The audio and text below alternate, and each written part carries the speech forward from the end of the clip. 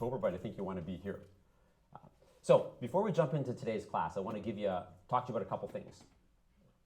We're wrapping, that's not the right word. We're getting close to coming into what will be the fourth quarter in a couple of weeks.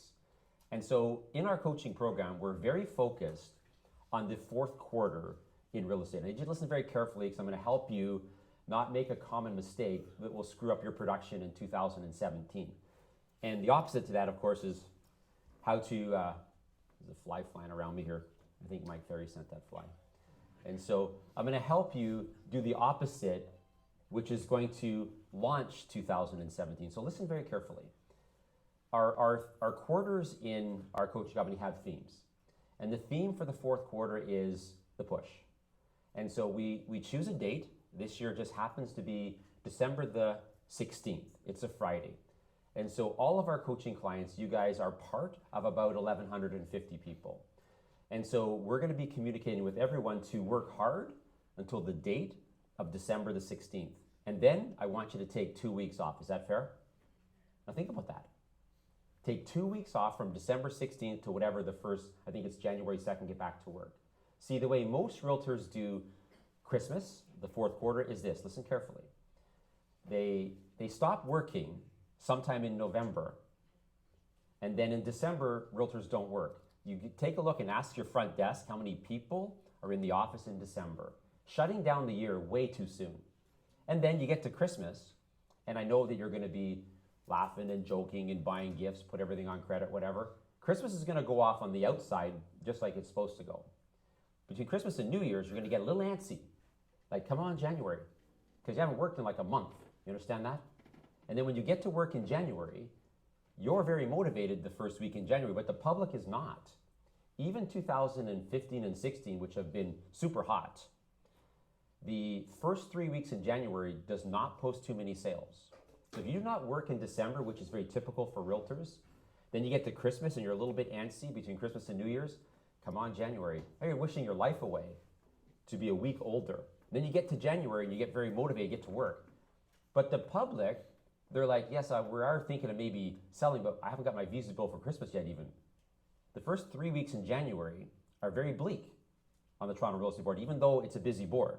So if you don't work in December, and then you get to the third week in January, now it's been a couple of months and the hopper is empty and you have a slow start to the year. When that's the case, the odds of catching up and hitting your goal are only 20%.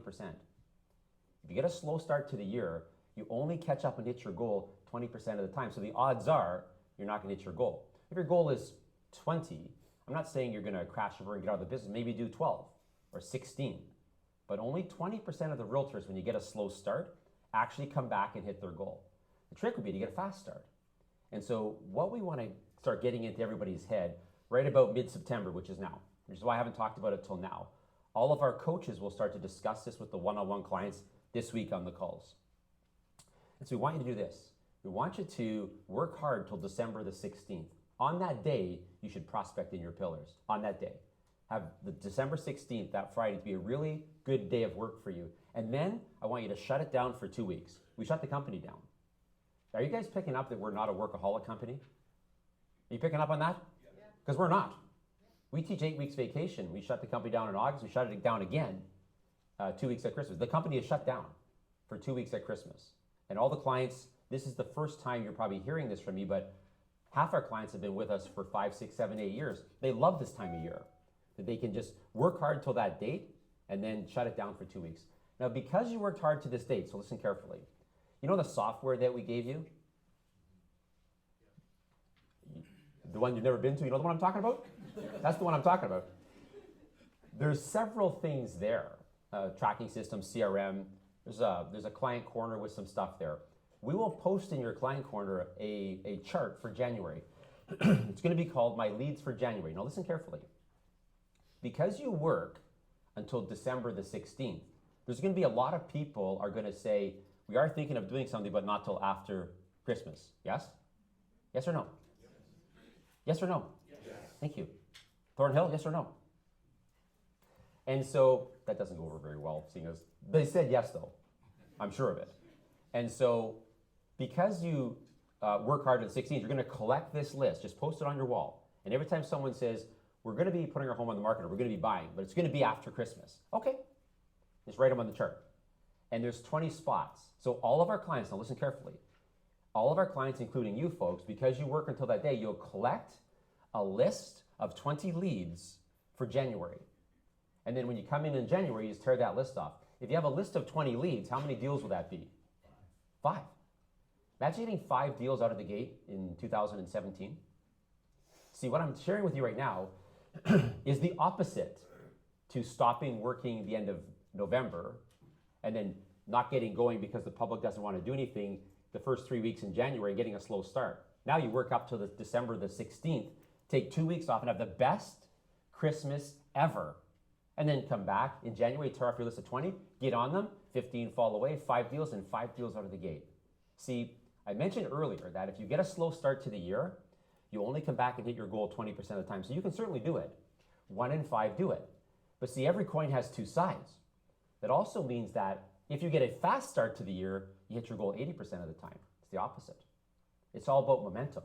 There's all sorts of principles of the planet in play here. So we're going to be talking a lot about that. Now, because that is so important, we have our next event, which is the client-only event. I sent a telephone blast out last week to go to our website and get registered for our October 13th client-only event in Ajax.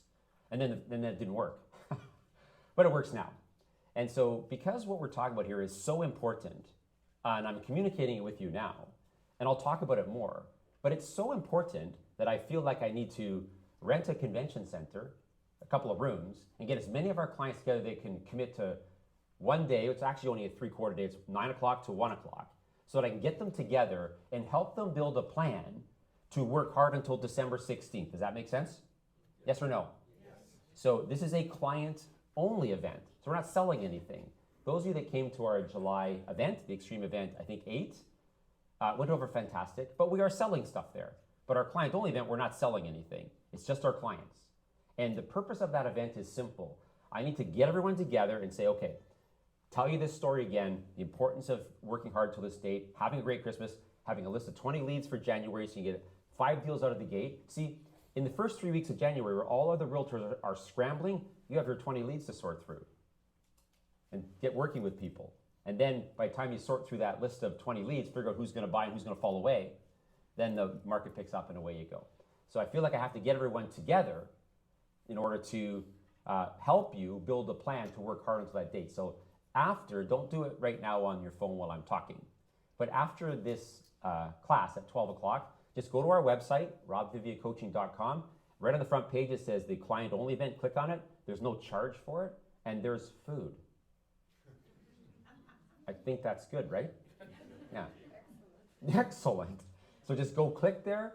We used to have the event for the entire day, but the clients were saying to me, you know, we get the purpose of the event. It's awesome. But I think we got the point by 12 or 1, so why don't we cut it short and beat the traffic? So that's what we do the last few years. So go get registered for that and then be at that event. Oh, yes, one more thing before we jump in. We're adding something to this program, all programs actually, and it's extra accountability if you want it. So I need you to listen carefully. I've hired an accountability coach. And so, you know, in a second, I'm going to ask you who found 6 leads from last class to this class, right? Yes? Yes. Did we order a decaf coffee today? Is that what we did? So, you know, before I jump into the class, I'm going to say who found 6 leads from last class to this class. Yes? Yes. Okay. Okay. Yes? Yes. Come on, people, please. So, if you want some extra accountability, you can sign up for that. There's no charge for it. If there is a charge for it, I'm paying for it. It's called an accountability coach. So let me tell you how it'll work. So I know that you would know that to heighten your odds of finding 6 leads a month, you'd have to be working and either calling or door knocking in the pillars that you chose. You guys understand that, yes? Yes. Okay. So if you would like some more accountability for that, you can get that. And it'll go in 1 month chunks. So if you're sitting here thinking, you know what, I think I would like that. I'd like to sign up for that. It'd be in 1 month chunks. So if you say, I would like some extra accountability from this class to the next class, you can decide from that class to the next class if you want. All you have to do is email me and say, Rob, I'd like that extra accountability. And then I will forward it to the accountability coach. It'll all be done electronically. They will email you, okay, So you will be on extra accountability from your class here the second Tuesday in September to the second Tuesday in October. Then all that you'll have to do is every day, work days, email the accountability coach how many contacts you made in the pillars that you chose. Because if you had more accountability to prospect in the pillars you chose, your odds would be much higher finding the 6 leads. You guys agree, yes or no? Yes. Okay. So, but I'm not going to say you're all in it because I don't want the guy chasing you.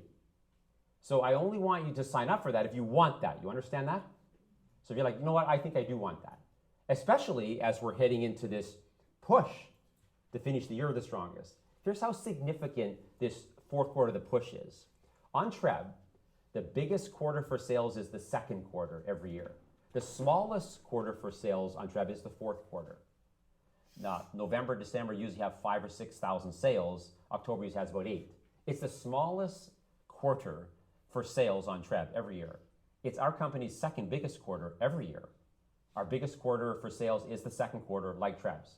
But because our clients choose a date to work until, it's our client's second biggest quarter all 8 years in a row we've been up and running. Because there's lots of sales.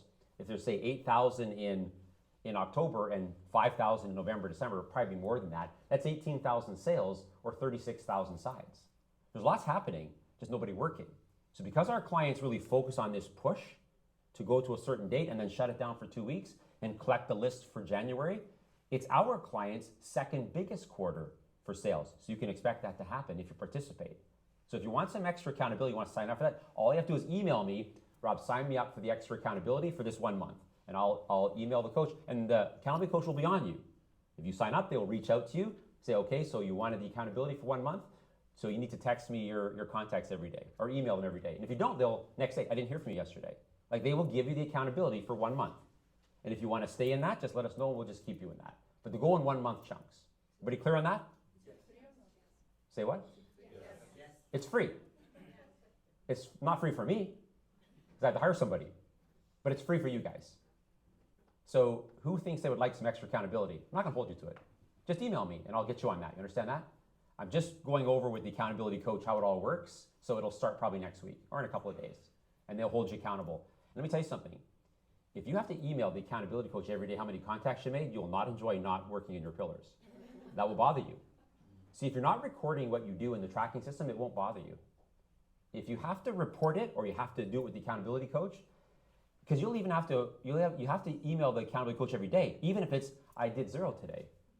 If you have to email the accountability coach, I did 0 contacts today, that's going to bother you. You guys understand that?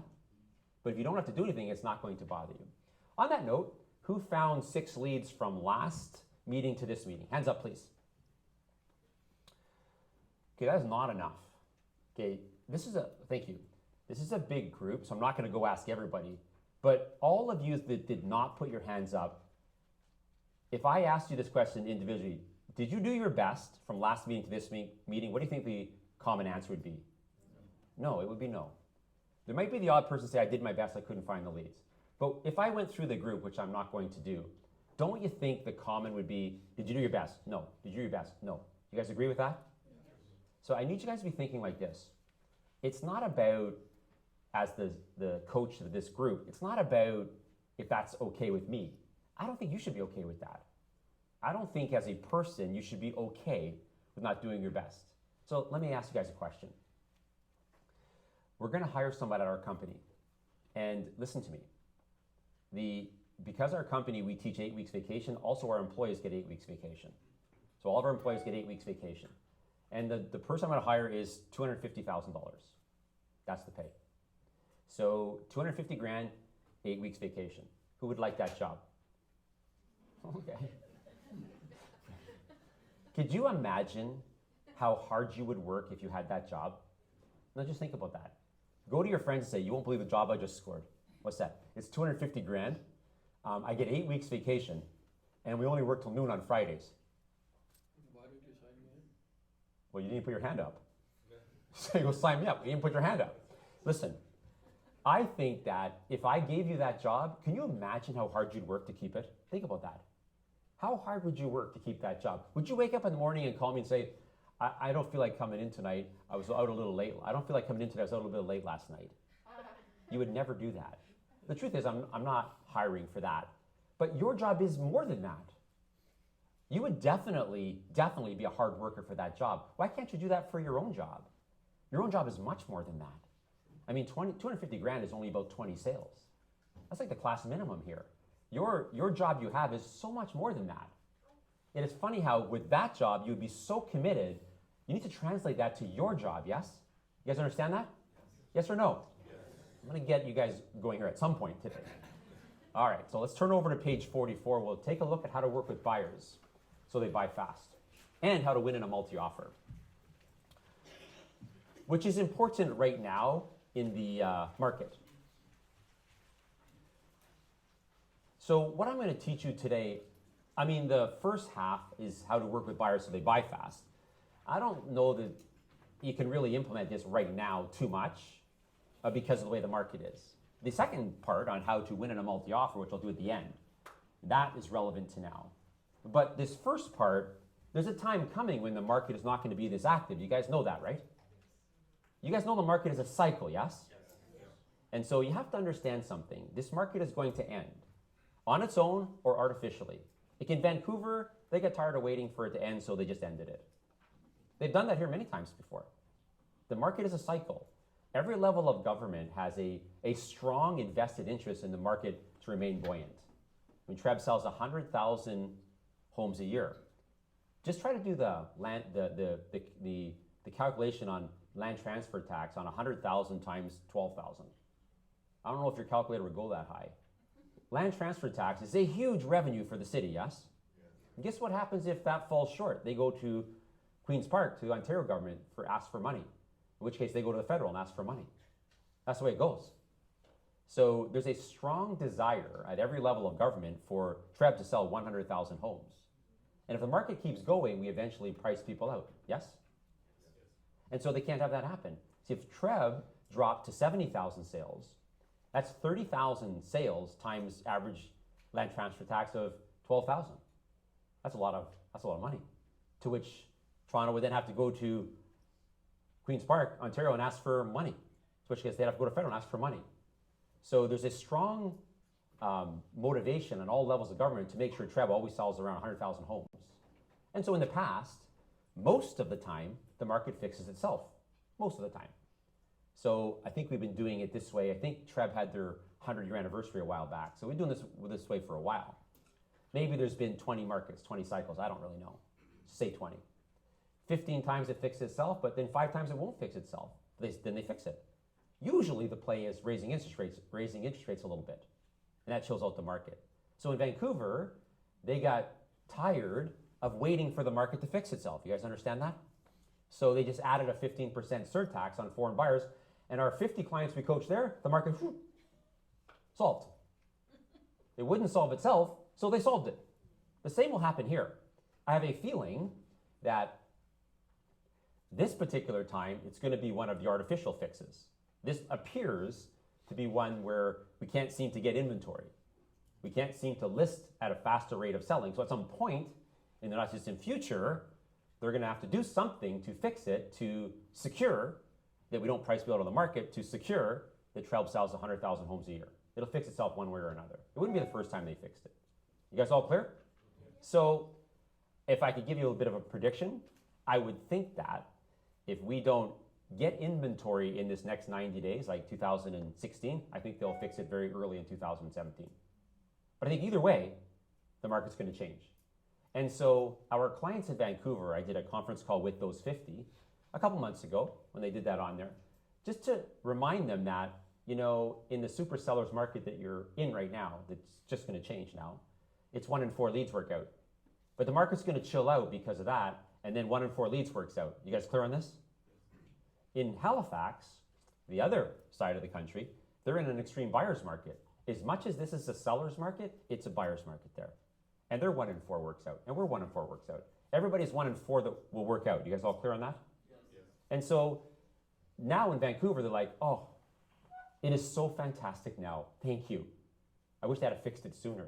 At some point when ours fixes, we'll be in the same boat. I'm saying this because what I'm going to teach you with working with buyers, I don't think right now it's going to matter that much because you just go show them 1 that's available, maybe 2, and then they like it, and there's 6 offers, and you hope you get it, yes or no? So, but there's a time coming when it's not going to be that way anymore. There's a time coming where you're going to show 3 homes, 3 homes, 3 homes. They like one at $799, they offer $780, they sign it back at $795, they sign it back at $785, they saw it off at $790, everybody's happy. How would you like that to happen again? Wouldn't that be fantastic? Well, that's coming pretty soon, I would think. And so what I'm going to teach you today on how to work with buyers is how to get that done more efficiently. So it'll explain this. This is a good group in that a lot of these have been selling for a long period of time. And so you ever notice when you get your next set of buyers, or the ones you've had in the past, sign call, ad call, internet call, they're referred to you. It doesn't matter where they come from, but they're going to meet you at the office Saturday morning at 10 o'clock. You ever notice they show up early on the first day?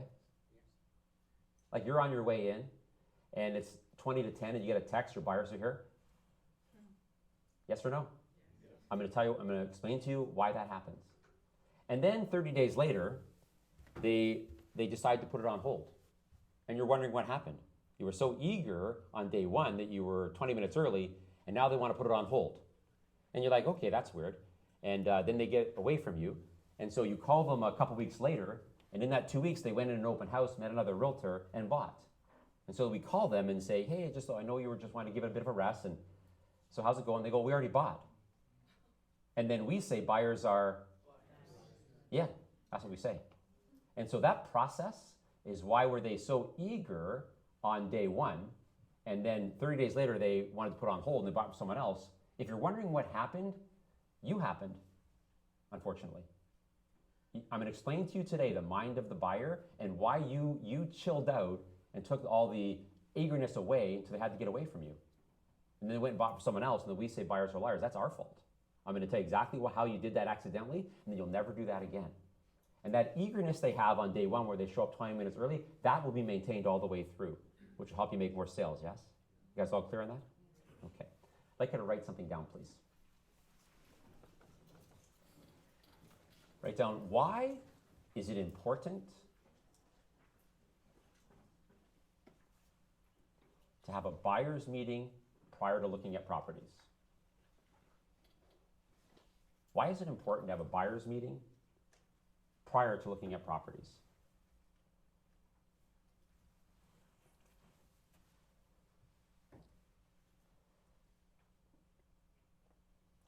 Have you guys ever heard the saying, when you cut corners, you go in circles?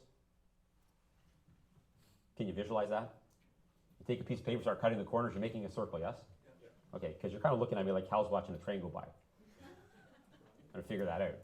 And so, of all the areas that realtors cut corners, with buyers is the one you cut the most corners with. And so we need to stop doing that and be much more efficient and get them into properties much quicker.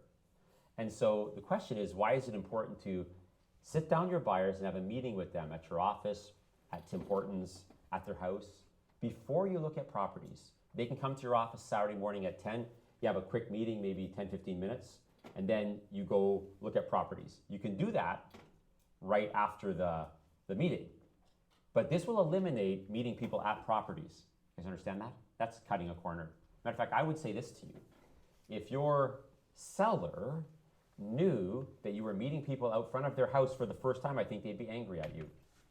I think they think there's a bit more of a process than you meeting people outside their house. Do you guys agree, yes or no? Somebody wants to see your listing and you meet them there, and your seller's in the house looking out the window, and you're like, hey, how's it going? My name's Rob. And give him a card and like, seriously? You're meeting people like right there? I kind of thought there'd be more of a process than that. There is more of a process than that. It's just that with buyers, where realtors cut corners the most. So this question, why is it important with a set of buyers or a buyer to sit down with them and discuss things before you look at homes? The question is, why is that important? And I'll tell you this, there are a lot of benefits of the meeting, but not so much the reason for the meeting. So does anybody know why it's important? Can I get some water, anybody? Is there any bottled water anywhere? Thanks. Why is it important to sit your buyers down for 10 minutes and go over some things before you look at homes? Why is that important? To know what they want. Okay, so no. But that's almost the first thing that people say. So, but if you think about it, they're coming to your office Saturday at 10, yes? And you've booked 3 showings. I think that might be hard right now, to show them 3, unless you're showing commercial properties. But if you're showing anything residential, I think it would be hard to have 3, but in the future you would, yes? So after this meeting, watch that coffee. After this meeting, you're gonna go show them these 3 homes, yes? So if you think about how much you'd have to know, like, okay, I think there are realtors that would book showings before they know if they have any money, but I don't think it'd be you. If you think about how much you would have to know to be confident to book these 3 showings, you guys understand that? So you already know what they want. You might find a few more things out, but in order to be confident to book 3 showings, you would have to know they have money, they're financed at Scotiabank for 900, they want to keep it at 8, they're looking for this. Yes or no, guys? Yes. I mean, you might discover some things here, but the amount you would have to know to be confident to book would be pretty extreme. Why would you want to have this meeting? Yes? That's a huge benefit of the meeting. I'll repeat it in case somebody didn't hear it. To start building some sort of relationship with them, yes? That's not the reason for the meeting, but it's a huge benefit of the meeting. Hold on, let me tell you guys something. I've been doing this for more than 20 years. And so I would say up to about 14, 15 years ago, I never got this question from a realtor. How do we differentiate ourselves from the competition? Not even once. It's the most common question now. How do we differentiate ourselves from the competition with so many realtors? That's a great way, yes? Do you know how most realtors think you differentiate yourself? Branding. That's how you think you're different. Guys and girls, I am not against branding. We have some partners in our company that one of them is a branding company. You might as well brand. It doesn't cost that much and you might as well have a look. But I'm pretty sure people don't interview 3 realtors to list their home and then line up the business cards and choose the nicest design. I'm sure that is not happening. Would you guys agree with that, yes or no? Yes. So you can brand, I don't care, that's fine. We have a branding, we have a R with a flag on it. No, Leaf. Our Rob Vivian Coaching has because I'm a Leaf fan, right? That's why our company's in blue. But when you, like, say they call off a sign and that agent meets them there, and then they call you and they have a meeting at your office, I think you look better, yes? I mean, that separates you from competition. Huge benefit of the meeting, not the reason for the meeting. What were you saying? Tie them up. To tie them up? Like, They will not run away. what happens up here? I want to move up here. You mean get the buyer's agreement signed? Make them obligated so that. Well, that's what the buyer's agreement would do. Is that what you mean by tie them up? Okay. Okay. So to get the buyer's agreement signed, tie them into you, yes? Not the reason for the meeting, but a benefit of the meeting. So everybody listen up here on the buyer's agreement. They came out in about 1995. Anybody here licensed before 1995 like me? Yeah, so I worked from 87 to 95 with no buyer's agreements. When I got licensed, there was no buyer's agreements. Building inspections did not exist. Staging certainly did not exist. All offers were conditional on finance for 5 days, 1 page, move along. So great. And then in the mid-90s, the buyer's agreement came around. And I remember thinking, that's an awesome idea. You know, like you have a listing agreement for sellers and a buyer's agreement for buyers.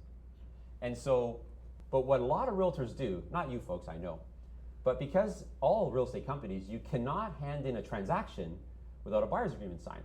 So what a lot of realtors do is they show buyers properties without getting the buyer's agreement signed because it's awkward. And then when they make a sale, and then they get it signed then because they needed to hand it in. And based on most of your body language, you're doing that. Because I'm a good reader of body language. You're like, it's kind of what I'm doing, Rob. And so getting the buyer's agreement signed is not the point of the meeting, but it's a benefit of the meeting. Now listen carefully. I am 100% on them since 1995 when they came out. I still sell for my son Josh. I'm licensed with C21, so is Josh. And so we teach 8 weeks vacation, which means Josh takes 8 weeks vacation. So I'm his helper. And you ever notice when you take someone's calls, as soon as they leave, everything happens? You ever notice that? As soon as they get out of the way, there's something mental there. As soon as they get out of the way, things happen. You have to think about the depth of what I'm saying here. As soon as they get out of the way, things happen. You ever notice when you're going on vacation on Saturday, the 72 hours prior, everyone that's been sitting on the fence wants to do it, yes or no? Not sometimes, every time, yes?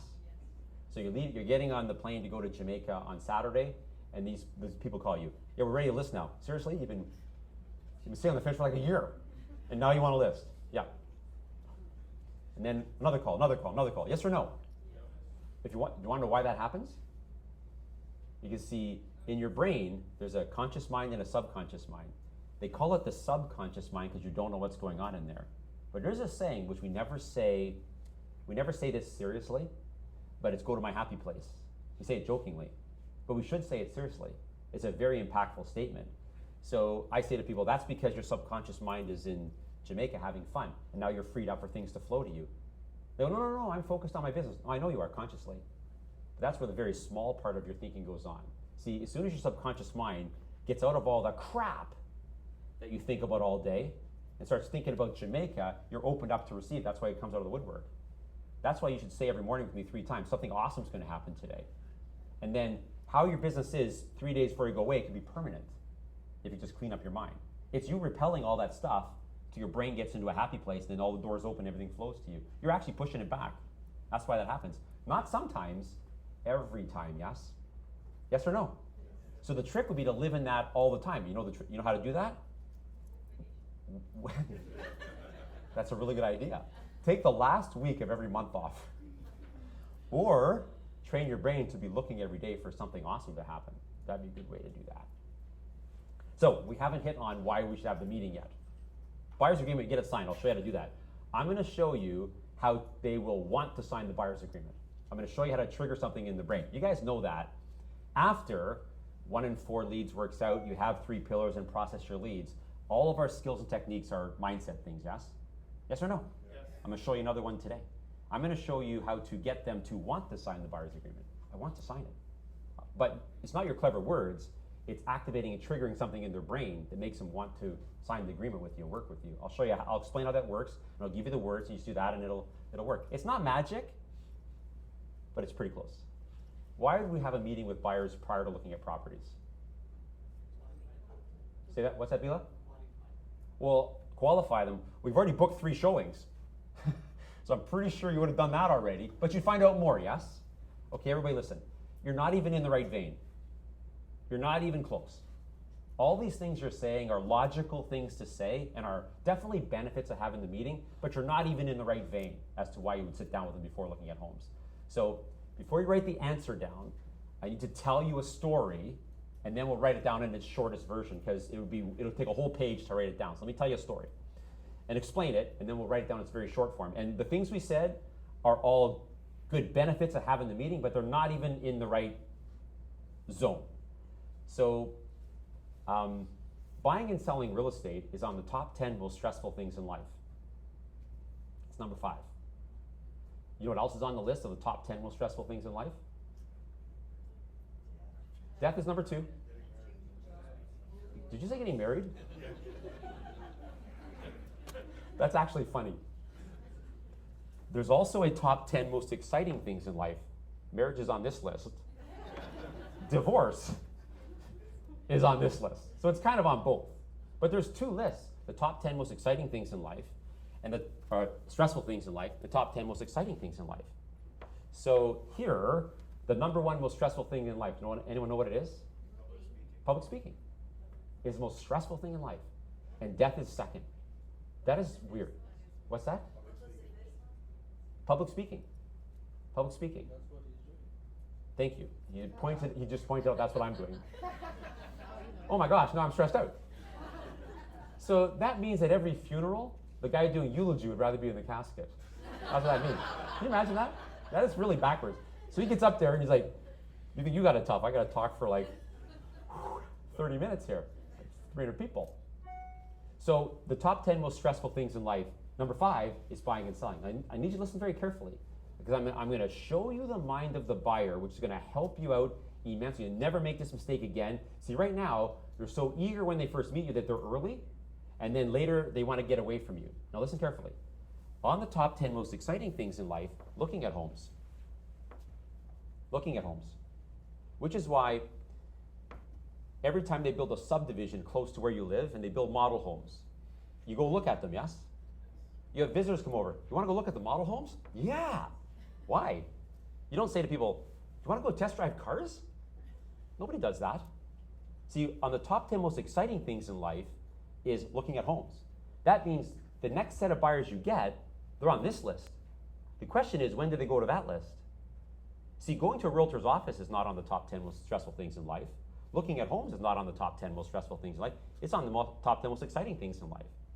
See, real estate for North America, Canada, and US, and I know Mexico's in North America, but I'm not trying to be Donald Trump and eliminate Mexico. I'm just saying that people around the world, when they think about North America, they think about Canada and the US. They call that the land of opportunity, yes? Yes or no? Yes. And here, built into our fabric, its conditioning is owning real estate. What you do for a living. 95% of the millionaires in Canada and the US, 95% got there by way of buying real estate. What you do for a living. So the culture, the fabric of the American dream, Canada and the US, is owning real estate. What you do for a living. And most of the millionaires get there that way. People want to own real estate. They want to own real estate. So this interest that people have in real estate is a culture thing. It's built into the fabric of the American dream. Nobody's living the American dream and renting. You guys understand that? And so it's part of the culture. So that means looking at real estate, top 10 most exciting things, watching real estate TV shows. You ever watch Love It or Listed Vancouver? Are they adorable or what? They are so adorable. How about Love It or Listed Toronto? They're the most annoying people on the planet, yes or no? Like, are they annoying, yes or no? Yes. Like, yeah, that is a hugely popular show. It doesn't matter that they're annoying. It's about real estate, yes or no? My wife's favorite show, The Property Brothers. Like, first of all, they are way too good looking for that. Like, they're perfect. It's fantastic, actually. It's everybody's interest, you understand that? So listen carefully. I'm saying this to you. The next set of buyers you get, they're on the top 10 most exciting things in life. No wonder they're early on the first visit. See, you have to realize what's taking place when you get this sign call. There's this couple, and they start dating 7 years ago. They get married 4 years ago. Their father says, you can live with us, save up the down payment, I'll pay the closing costs, and I'll get you furniture. Now, 4 years, they're living there, saving up their down payment. And they have it. And they say to their father, we have it now. And he goes, okay. So you should get looking. And they call your sign as a luck of the draw. They call your sign. 46,000 realtors, 7 years in the making, and they call your sign. I know it's just a sign call to you, but to them, there's a big depth of what's been taking place here. You guys understand that? And then they hang up the phone. You say to them, yeah, I can show you that one. I know of a couple others that are very similar. I can show you 3 at the same time. They go, that'd be great. And then they hang up the phone, and you got them come to the office Saturday at 10. They look at each other when they hang up the phone. It's happening. It's finally happening. No wonder they're early. No wonder they show up at 9:30, 20 to 10. They can't contain themselves. It's exciting. They're on the top 10 most exciting things in life. You guys understand that? Question is, when do they go to this list? The top 10 most stressful things in life. After they meet you. No, actually. As soon as they see the home they love, listen carefully. Listen carefully. So you have people, they come to your office, they're on the top 10 most exciting things in life. That's why they're early. And you show them 3 and they don't like them. That means they came to your office on this list and they leave your office on this list. You understand that? Then they come back a second time, you show them 2 more, they don't like them. They leave your list, they leave your office, they're still on this list. Then they come back a 3rd time. And you've been showing them in Newmarket, what does a freehold townhome cost? 600? 650? Okay. So 659, 639, 679, you're showing them those, okay? And then the 3rd time, they walk into one, 649. And as soon as they walk in, oh my gosh, this is the one. As soon as that happens, they walk from this list over to this list. Now you're dealing with the top 10 most stressful things in life. You understand that? Let me tell you the worst thing to say right now. You guys have a $20,000 deposit, right? We just need to think about it for a bit. Let me tell you how the building inspection works. It costs $400 and blah, blah, blah. Listen to me, guys and gals. Every buyer you get is on this list. Not until they walk into the home they love do they go onto that list. Buying and selling real estate is on the top 10 most stressful things in life. Not everything connected to real estate. Everything else connected to it is on the top 10 most exciting things in life. As soon as they walk in the home they love, top 10 most stressful things in life. And you think about, why would I want to have a meeting with them and discuss stuff? Because they're on that list. See, on this list, everything makes sense. On this list, they say this. yes, we're gonna buy for about 6. We have $50,000 down, we're gonna finance 550. But this is how the brain spins a $550,000 mortgage on this list.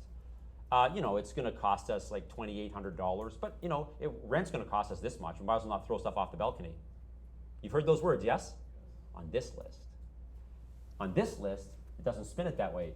It's like 550 grand, that's insane. I will never pay that off. That's way too much money. We should rent for another year. You guys understand that? When they walk into the home that they love, you had better have pre-discussed all the elements, the deposit, the building inspection. I'm going to tell you exactly what to say in the meeting here. Here, where they're on the exciting list. You guys understand that? You cannot talk about that stuff now. You'll scare them to death. Yes or no? Okay, so write the answer to the question down, which is, I gave you a long story to explain it. Write down, the question is, why do I need to have a meeting with the buyers prior to looking at homes? Write down, to get everything in their head prior to switching lists.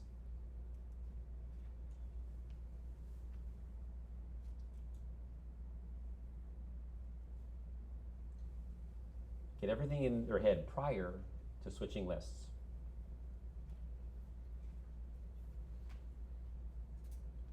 Okay, now let's talk about how this meeting would go. So I'd like you to write this down, please. The buyer meeting.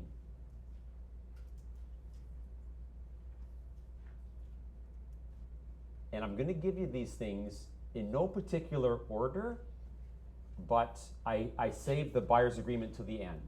Okay, everybody look up here. I don't care what order you discuss these things, but the buyer agreement has to be at the end. Because the technique I'm going to teach you works better if they're a little edgy or a little nervous. And as they're sitting with you at a buyer's agreement, I think they think it's going to come up, yes or no? Yes or no? So the longer they sit there, the better it is for you. So the technique works better at the end. The other ones, it doesn't really matter what order that you go in. Now listen carefully here. Does your office have a buyer's package, yes or no? Okay. So these items I'm going to give you, you have to make sure when you first get them and you go over these things have to be clear. Because if you give them too much material in the buyer's meeting, they're not going to be clear on something, and when they see the home they love, it'll come up again. You guys understand that? And then now you're explaining to people on this list. You ever let a balloon go in a room that's not tied up? You guys know what I'm talking about? That's their head right now. On the top 10 most stressful things in life, stress. Here, everything's fun and games. You're showing properties to people here, it's all fun and games. As soon as they go in the home they love, then all of a sudden their whole demeanor changes. When you're showing properties, who drives with them? Who has them come with you? You need to do that. Who's been licensed here for more than, say, 10 years or more? Okay, you never drove separately before. That's a corner you're cutting. You're amming out the process. They should come to your office, they should go with you. That's the way it should be. Be way faster if you stop going separate all the time. You're just making this thing go on and on and on and on forever.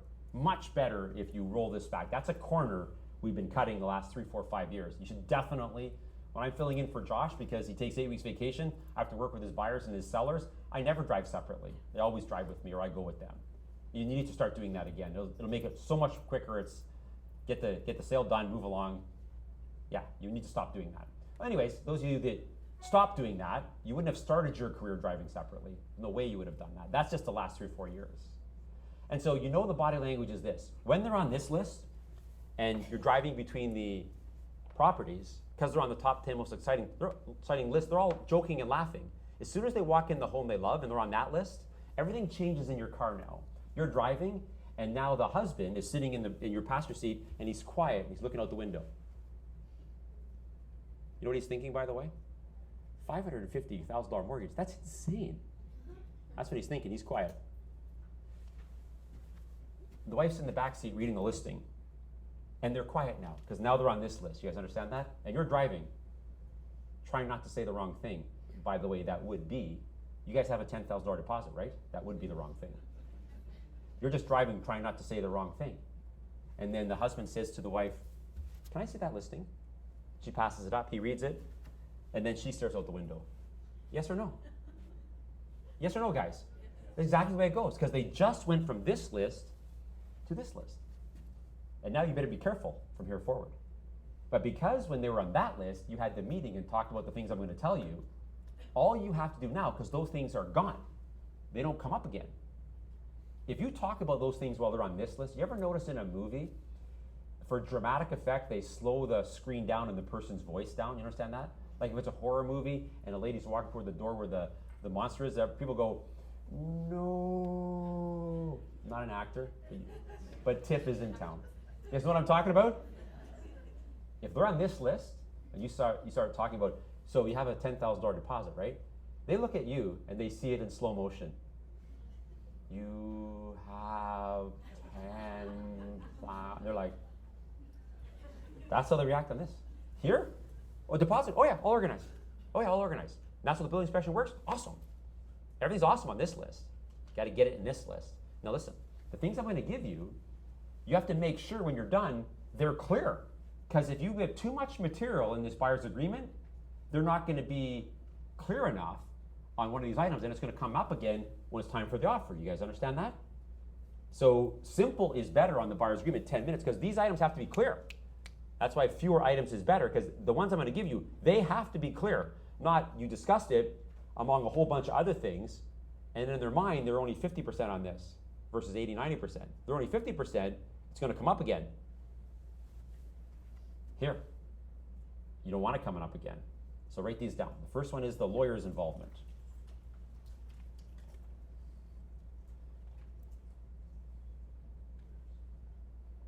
You ever have them take the offer to their lawyer?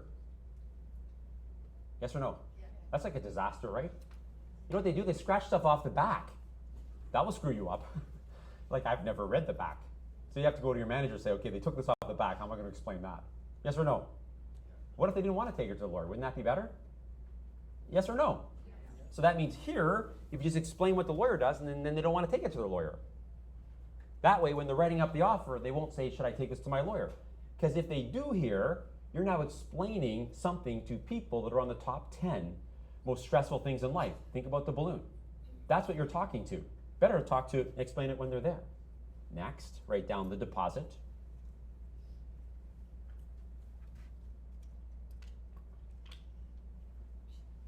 Next, write down the building inspection.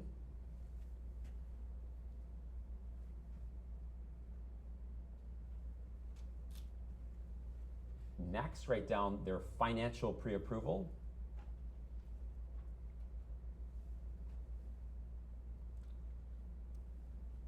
And last, write down the buyer's agreement.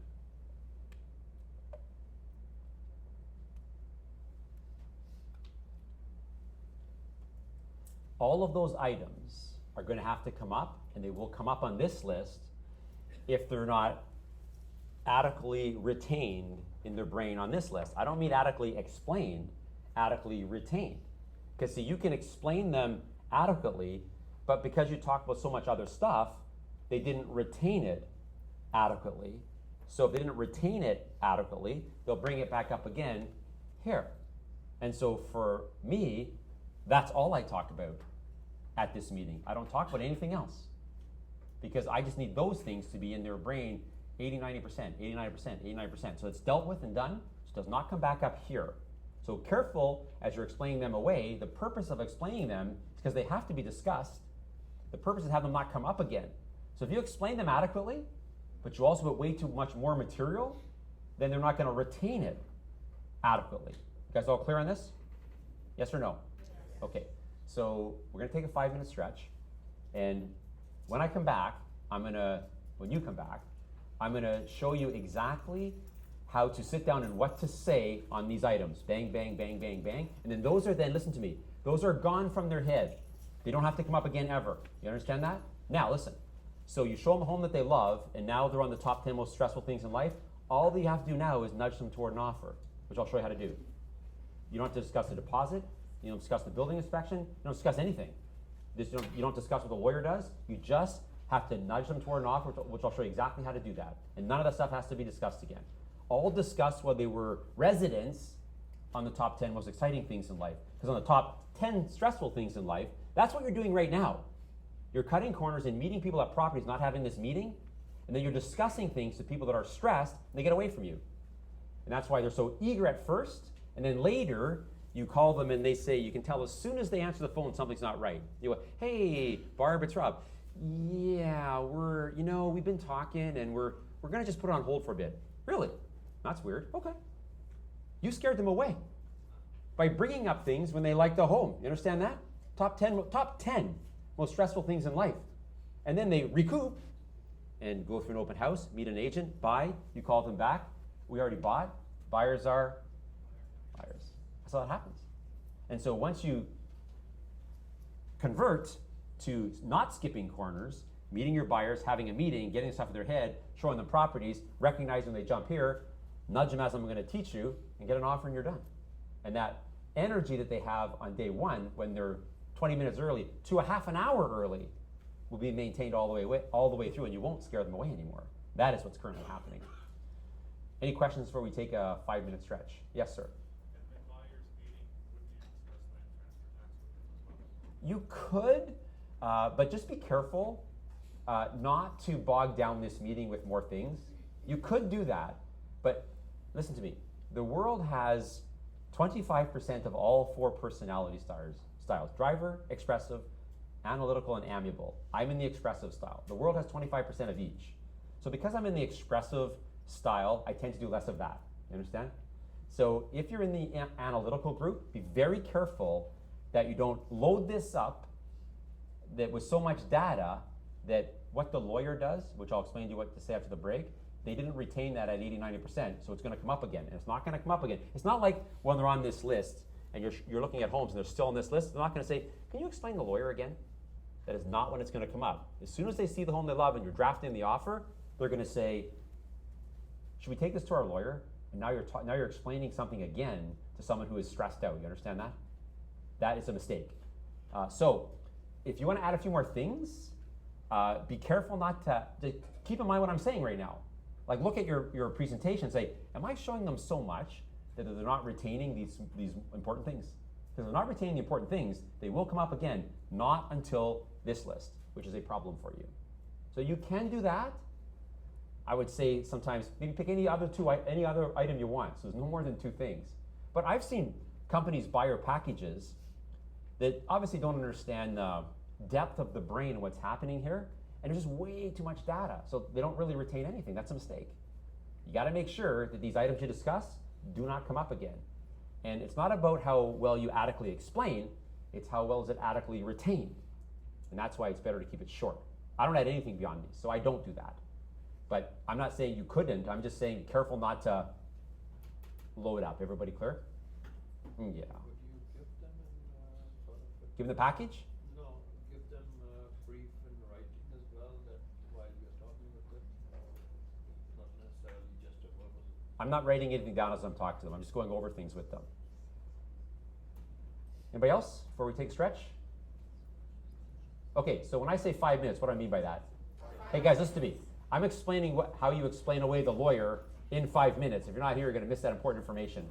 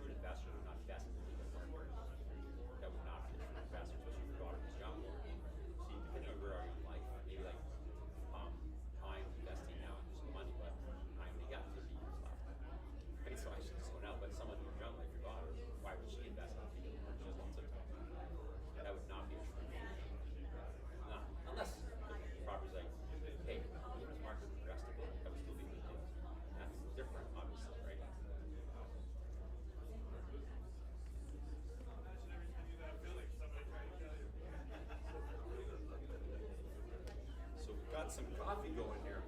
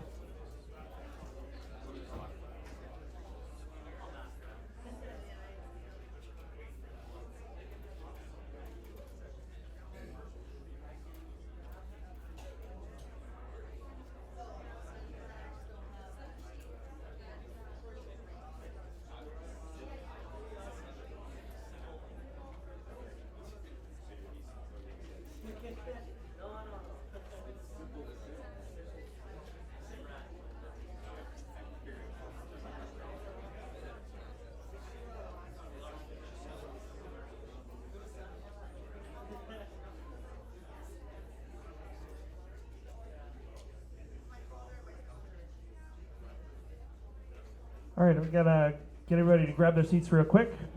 I have a couple of announcements before we get back to Rob. How many people were here last month for the Rob Vivian coaching session? All right, how many people saw our good friend Lauren? I think he's somewhere in here. Lauren got up and performed last week. You guys all remember Lauren? All right, we're not going to make him perform again today. We're going to save the performance for this Saturday. Show of hands, who knows what's coming up this Saturday at the Newmarket Theatre?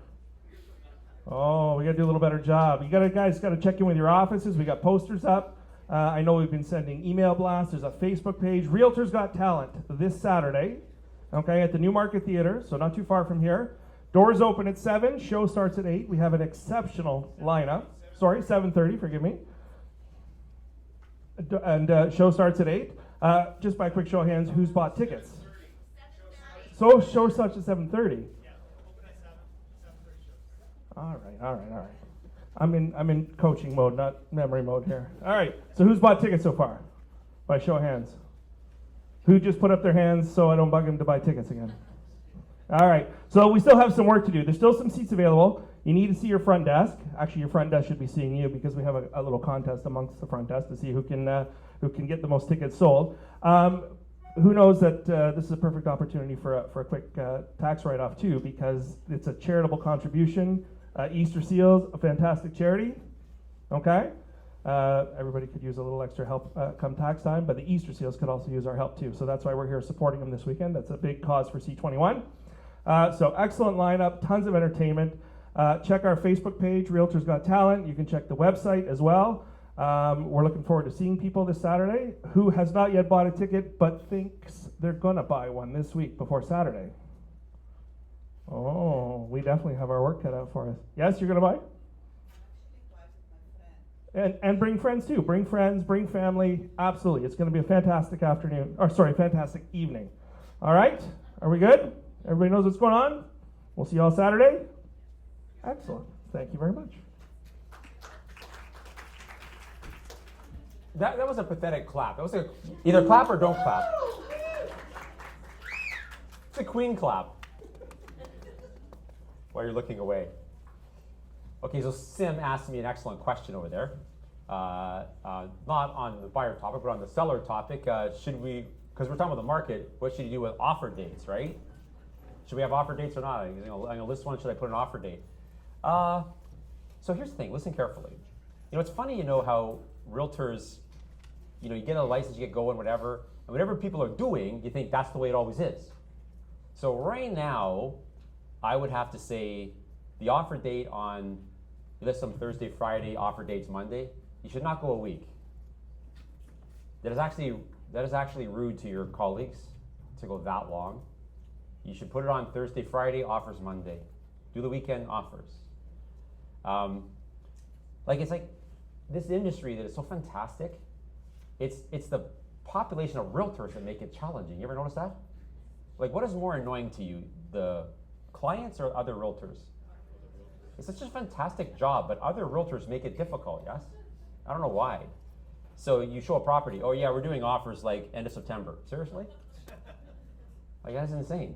So Thursday, Friday, bring it on, offers Monday, that'd be perfect. But in around June, we started to say to all of our clients, you might be careful with that, because see, one of the signs that the market's gonna change is buyer rebellion. That's one of the signs. And so all of you probably have some buyers that are thinking, you know what, I think we're just gonna get out. Yes or no? Yes. And so another part of buyer rebellion is you list it Thursday, offers Monday, and Monday shows up, no offers. That's happening a lot right now, yes or no? Yep. And then it sells 3 days later with a multi-offer. That's buyers saying, I'm not doing that. I'll offer 3 days later, but not the date he said, or she said. That's this whole part of buyer rebellion, which is one of the last pieces of the puzzle before the market either changes on its own or artificially changes. That's why I'm talking about it.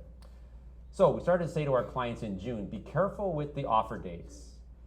Because see, when you list a property, Sim, you have 30 days grace with your people, 30 days. So when your sellers hassle you, well, where are you advertising? We need different marketing. We need more open houses. They don't do that in the first 30 days.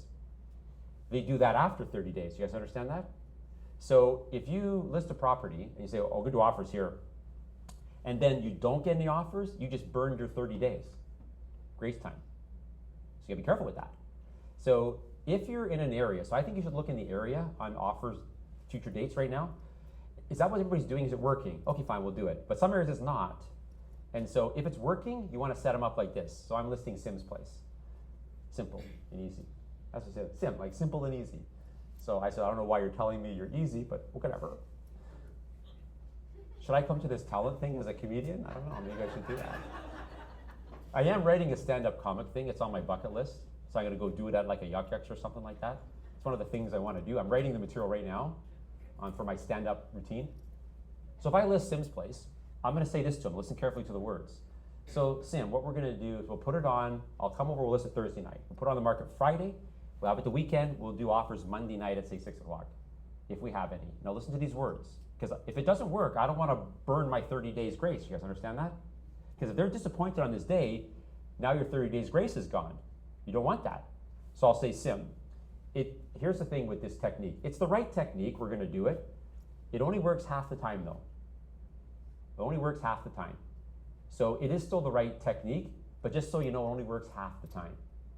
And that way, if you get to Monday and the public did not cooperate, you haven't burned your 30 days. You guys understand that? But it'd be a huge mistake to say, well, we're gonna list it at 650, we'll get offers Monday night, we'll probably get 680 or 690. That was definitely safe in March, April, May. I don't think that is as safe right now. So if you're gonna do it, which if that's common in the area, fine, but make sure you tell them it's the right technique, but only works half the time, which means it'll work half the time. And that way, if it doesn't work, you're not in trouble. You guys clear on that? That's how I'd handle that. Okay, so let me tell you what to say. Now, everybody, let's look up here. As I'm telling you how to explain these, I don't think you try to write it down. If you just listen, your brain will absorb it. It's very simple. If you try to write it down at the same time, you're writing, not listening. So as I give you these how to explain them, if you just listen to me, I think you'll go, no, I got that. No, I got that. And so when I sit down with a buyer, Sim, I know when I first get him, he's on this list. And I know when I show him a house that he loves, he's now on this list. So I gotta get everything in his head when he's on that list. You guys clear on this? So this is like 10 minutes. Now, when I get Sim as a sign call, he says, I saw your property in Happy Hollow. We'd like to see it. I think most will just meet them there. That's a mistake. Cutting corners. What if they like it? You haven't discussed anything yet, and they're on the top 10 most stressful things in life. You just scare them to death. If they do make an offer, it won't be a good one. And they'll probably back out of the offer. So I'm gonna say to Sim, listen carefully. So I'm gonna use words that are easy for the brain to say yes to. If I say to Sim, come to my office at 10 o'clock, we'll have a meeting. No, that's okay. Because if I say that, I'm activating something in his brain called the law of reciprocation. That he'll feel, no, if you sit down at a meeting, I'm gonna feel obligated to commit to you. You guys understand that? That isn't hard to say yes to, it's impossible to say yes to. So I'm not gonna say it that way. And if I said, I can show you this one and we can work, I can show you two more. No, that's okay, I just wanna see this one. Because I'm using words that are hard to say yes to. You guys understand that? So I'm gonna choose words that are easy to say yes to, because I don't wanna meet him at this property. I don't wanna only show him this one. I wanna show him 3. So I'm gonna say, you know what, Sim? I know of a couple others that are very similar, and I'm gonna say this word, these words. You know, Sim, they don't charge admission to get in, right? And it's kind of fun. Of course it's kind of fun. It's on the top 10 most exciting things in life. So if you say to him, you know what, I know of a couple others that are very similar. If we're gonna look at this one, let's look at those 2 as well. I mean, after all, they don't charge admission to get in. I've said that 1,000 times more. They don't charge admission to get in. It's kind of fun. They go, okay. Because those are words that are easy to say yes to. You guys get that? Yes or no? Okay. Now here's the thing. So come to the office Saturday at 10. We'll go over a couple things and go look at them. That's all I'm saying. I'm not talking about the sit-down meeting in those words. I'm getting them to commit to looking at 3 by saying I know of a couple others that are very similar. They don't charge admission to get in. And it's kind of fun. So let's look at them. They go, okay, every time. And then I say, so come to the office Saturday at 10. We'll go over a couple things and we'll go look at them. That's all I'm saying. No talk about a sit-down meeting, even though there will be one. I'm choosing words that are easy for the brain to say yes to. You guys understand that? Now, the truth is, every time this happens, as soon as I hang up, I got to get on MLS and find 2 other similar ones. All right, I got to find 2 other similar ones. Like I actually don't know of 2 other similar ones. But can you find them, yes or no? Don't say, I can look and see if there's any more. No, that's okay. Because see, then their brain is like, no. If you do work for me, I'll feel obligated. You keep choosing words that are hard to say yes to. You understand that? So I know of a couple others that are very similar. And you know what, Sim, they don't charge admission to get in, right? And it's kind of fun. So we can look at them at the same time. He goes, okay, that's awesome. So come to the office Saturday at 10, go over a couple things, have a look at them. Great. And then I go find them, yes? You guys clear on this? So Sim comes for the meeting. Just come on in. In his mind, we're just going to go over a couple things, and then we're going to go look at them. So we sit down. I just want to go over a couple things with you, Sim. See, here's what happens if you ask me a question at the break, then you're my guide for the next half, right? Note to self, each other. So first item I want to discuss with you is the lawyer's involvement. Now, just listen to the dialogue I say. You will get it. It's simple. And this will get rid of them taking it to their lawyer 49 times out of 50. That's a lot. The only time, 1 in 50, they'll take it to their lawyer is if their sister's a paralegal or there's a lawyer in the family. You understand that? So this will dispense it 49 times out of 50. It will never come up again.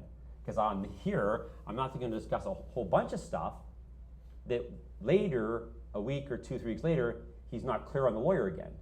He's really clear because I didn't discuss much beyond what's on this list.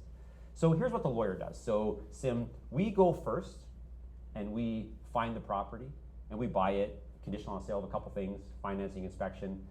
And then once the deal is firm, then we send it off to the lawyer. We don't want to send it to the lawyer prior to it being firm because they'll open up a file and charge you probably, okay? So they come after us. The form that we use is already pre-approved by all the lawyers, which it is. And that's the end of it, 49 times out of 50. You guys understand that? Now, it wouldn't be the end of it on this list, but it is the end of it on this list when everything's awesome. You guys understand that? That little explanation is the end of that, 49 times out of 50, and then the lawyer will not come up again. You do not want to be writing up an offer and have them say, should we take this to our lawyer? You go, gosh, I explained that. Did I explain too many things over there? That they didn't retain this? That's all you say about the lawyer. You guys all clear on that? Yeah. What's the next item? Okay. I know you know what to say here. So we're probably going to need about a $20,000 deposit, Sim. And so that goes with the offer once it's accepted. And then you're putting 50 down, right, Sim? Don't write it down, okay? Just listen. You're putting 50 down, yes? Because you're already doing this. I'm just telling you to do it on this list, not on this list. You understand that? Yep. So 20,000 we'll put with the offer. You give your lawyer 30,000 a couple days before, they merge them, and that's your down payment. That's what you're saying now, yes? Yes or no? Yes. That's all I want you to do, but I want you to do it there, before looking at homes, when they're on the happy list. And then the building inspection, yes? Is the next one? Yes. There's a little bit of a trend the last 3 years that people do a building inspection and then they get a list of 10 or 12 deficiencies and they want a rebate of $5,000 or $10,000. So let me tell you guys something. If you are taking an offer in for a buyer and they're finding a list of deficiencies that are minor, like the 2-piece doesn't have a GFI plug, which it never does, you ever notice that? Yep. The 2-piece never has a GFI plug. They're $20 at Home Depot. If you're trying to do an amendment to get them a rebate, you should be embarrassed that your skill will be that low that you could not get the buyer to sign that with those small items there. See, if you're a building inspector, what does it cost, $400? Yes or no? Yeah. It takes 3 hours, yes? The longest 3 hours of your life, yes or no? Yes. Do you know why it feels that way? Because you know it should only take 20 minutes. It should only take 20 minutes. But if it took 20 minutes, that'd be $1,200 an hour, wouldn't it? So it takes 3 hours, because then that's reasonable, yes or no? That's why it annoys the realtor so much, because you're like, what is going on here? And so every building inspector has to find a list of 10 or 12 small deficiencies, otherwise their industry would go away. Because if they didn't, people are like, perfect home. Over time, they would say, I don't think that's necessary. That's why you have to have that, you understand that? Well, this should have a GFI plug. That spout down there should have an extension to run water away. There's all these lists of things, yes or no? It's like $100 worth of stuff here. And then you get, we want a rebate of $5,000, yes or no? I'll show you how to never have that happen again. So you would explain it just like this. I'll show you how to get your next building inspection. We'll definitely have that list because it has to happen, otherwise the industry would go away, you understand that? So I'll show you how to get your buyer to like this list instead of wanting a rebate. So Sim, the next item is the building inspection. It costs about $400. and it takes 3 hours. You're there, I'm there, okay? And so we're spending 600 grand, yes? The $400, we're making sure that it doesn't have a major structural deficiency, which really rarely happens. You know, mold or water or a cracked roof or something like that, cracked trestle. But it's worth it just to make sure. You understand that? Now listen to this dialogue. As an added benefit, Sim, because it's a used property, the building inspector will also get a list of 8 to 12 things, very small. But it's a great list to have, because these are things you won't have to discover on your own. You'll know what to work on the next little bit, right? So it's a very handy list to have. That's what you say. And then they do the building inspection, and there's no major structural deficiencies, hardly ever. And then the inspector says, and here's a list of some small deficiencies. And they go, awesome, great list, I got my list. Good news, Rob, no major structural deficiencies, and I got my small list here. They like the list now, you understand that? And you sign the waiver. If you're taking that back and ask for rebate, that is major lack of skill. You understand that? Pretty clear on that? And you'll never have to do that again. Next item is what? Oh, yes. Now, I had said earlier that you already know Sim's been approved at Scotiabank for $700,000. He wants to keep it at 6, and he has $50,000 down. I know this already. I wouldn't have booked the showings if I didn't know that. The reason I'm bringing it up is just so I can see if I can switch him to my mortgage person, Jenna, if I can. Because if you switch them to your mortgage person, much better for you and them, yes? Yes or no? See, I don't know what they pay people at Scotiabank or TD or Royal Bank or wherever. Mortgage people, what do they pay them, 60 grand? I don't know. But they get paid whether this deal goes or not. Yes or no? Yes. But if you send them to a mortgage person, if again, it only gets paid if the deal goes, yes? Yes or no? Yes. That's what you want. And it's better for the client too, because they can reach the mortgage person after hours and they get a better rate. It's win, win, win, win. So I bring it up to see if I can switch Sim to my mortgage person. You guys understand that? And so Sim, so the next item is your financial pre-approval. You brought the pre-approval, yes? I would have asked for that. So I know that you're pre-approved to 700. We want to keep it at 6, right? Yes? And we have $50,000 down. And then just say this. This is just an attempt to switch him over to my mortgage person, which this is successful 80% of the time. That's a lot. You can switch him to your mortgage person. So if you want, Sim, I could introduce you to our in-house financing. Now listen to me, guys and gals. The term mortgage broker, if I was to say to Sim, I can introduce you to my mortgage broker, he would only say yes to that 20% of the time. Because in the subconscious brain in North America, mortgage broker is where you go when you have bad credit, even though that's not the way it is. So in the subconscious mind of in Canada, US, mortgage broker, those two words, that term, means where you go when you have bad credit. Which, by the way, for the first part of my career, that's the way it was. We sent all the bad deals to mortgage brokers, and then we send the good ones to banks, and then over time, mortgage brokers became banks. So if I say I can introduce to our mortgage broker, he'd only say okay 20% of the time. If I say I can introduce to our in-house financing, he'd say yes 80% of the time. So you need to be not using that term. And the mortgage industry needs to drop that term if they want to be busier. Because most people, all people, have a subconscious connection to mortgage broker where you go when you have clouds on your credit. You understand that? So I'm not going to use the term mortgage broker. I'm going to use the word in-house financing. That's what they are anyways. So Sim, if you want, I can introduce you to our in-house financing. You've maybe seen some commercials where they shop it out and lenders bid on it. They probably will get you a better rate. They don't cost you anything. And they go, 80% of the time they say, okay, that'd be great. No problem. I have their card in here because I'm going to finish this meeting and go look at 3. That's it for this conversation. So if he says, okay, that'd be great, I say, no problem. I have their card in there. We just go look at these homes. I call Evgena, something like that, and say, hey, listen, Sim's waiting for your call. Give him a call. And I've made the switch to switching them over to my mortgage person. You guys clear on this? Simple as that. 20% of the time, they say, I appreciate that. We have a long-standing commitment with TD, Scotiabank, Royal Bank, whatever. And if they say that, you need to just drop it. Do not pursue more than that. Say, no problem, move along. It'll be 80% flipping them over to your mortgage person. Unless you call your mortgage broker your mortgage broker. Then you won't flip near as many people because that term sends the brain in the wrong direction. In-house financing. And the mortgage industry needs to change that. They don't understand what's going on in the subconscious mind of people. They should change that term. You guys all clear? Okay, now, the next one is the buyer's agreement, yes? Okay, before I give you the technique here, those items we just talked about, well, they're here. What the lawyer does, the deposit, the building inspection, their financing, they have to retain this 80, 90% or 100%, what you say. If they do not, it will come back up again when it's time for the offer, and that's very bad for you. So whatever else you say beyond these things, don't so cloud the issue that even though you explained it adequately, they only retained it at 50%. If they only retained it at 50%, they will bring it up again here, which is going to be a problem for you. You guys all clear? Okay. The buyer's agreement. Okay. So I have Sim with me here. Now, I'd like you to listen with me for a sec here. Do you, like you haven't been doing that so far? That sounds weird, right? Could you guys listen for a sec? Do you think that Sim is coming to this meeting and he's probably thinking, like, I'm gonna meet this guy, but I'm not probably gonna sign anything today, yes or no? I would agree. And so that's why the longer he sits there as we're going over things, which by the way, going over these things is only like 5 or 8 or 10 minutes. This is a very quick meeting. But the perfect thing for me is once we're done, now it's all in his head, done, doesn't come up again. Only the nudging to the offer comes up now. So that's done and in the books, not discussed on the top 10 most stressful things in life. So go like this, now listen carefully.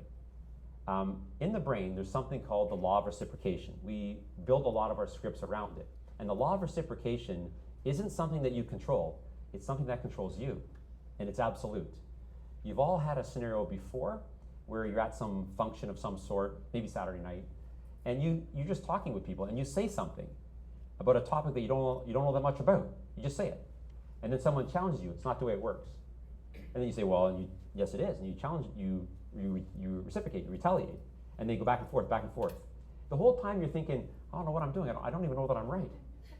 Yes or no? It's because the law of reciprocation, they challenge you, you reciprocated. And they reciprocate. And then to get out of this crazy conversation, usually you say something like this, well, I researched it on the internet. They go, well, whatever, and walk away. And then you're thinking, what? It's not you. That problem is not you being argumentative or stubborn. It's the law of reciprocation controlling you. They challenge you, and you challenge back. That little interaction is the other person's fault, not yours. Because you do not control the law of reciprocation, it controls you. So if we know that, and that is the way it is, so that means if I give something to Sim, he must reciprocate and give something back, yes or no?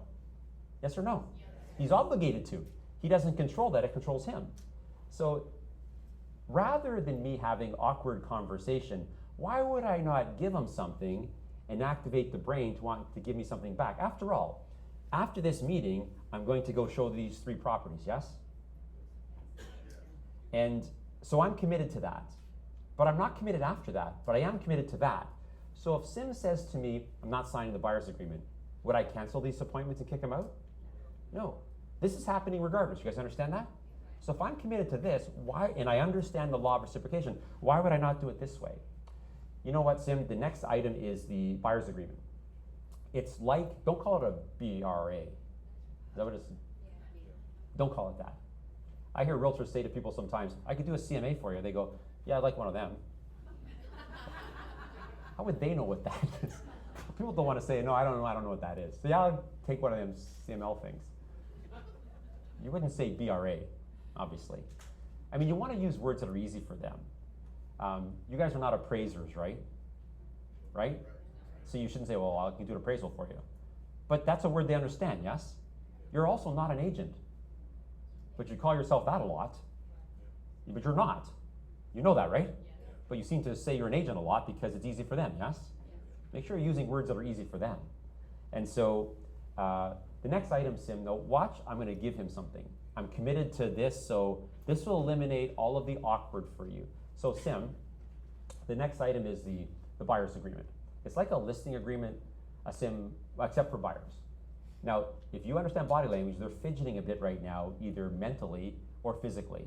But now I'm going to give them something and activate the law of reciprocation. It's going to sound like this. You know what, Sim? I'm not going to ask you to sign it today. We're meeting for the first time. I don't think that would be fair. Now, let me tell you guys something.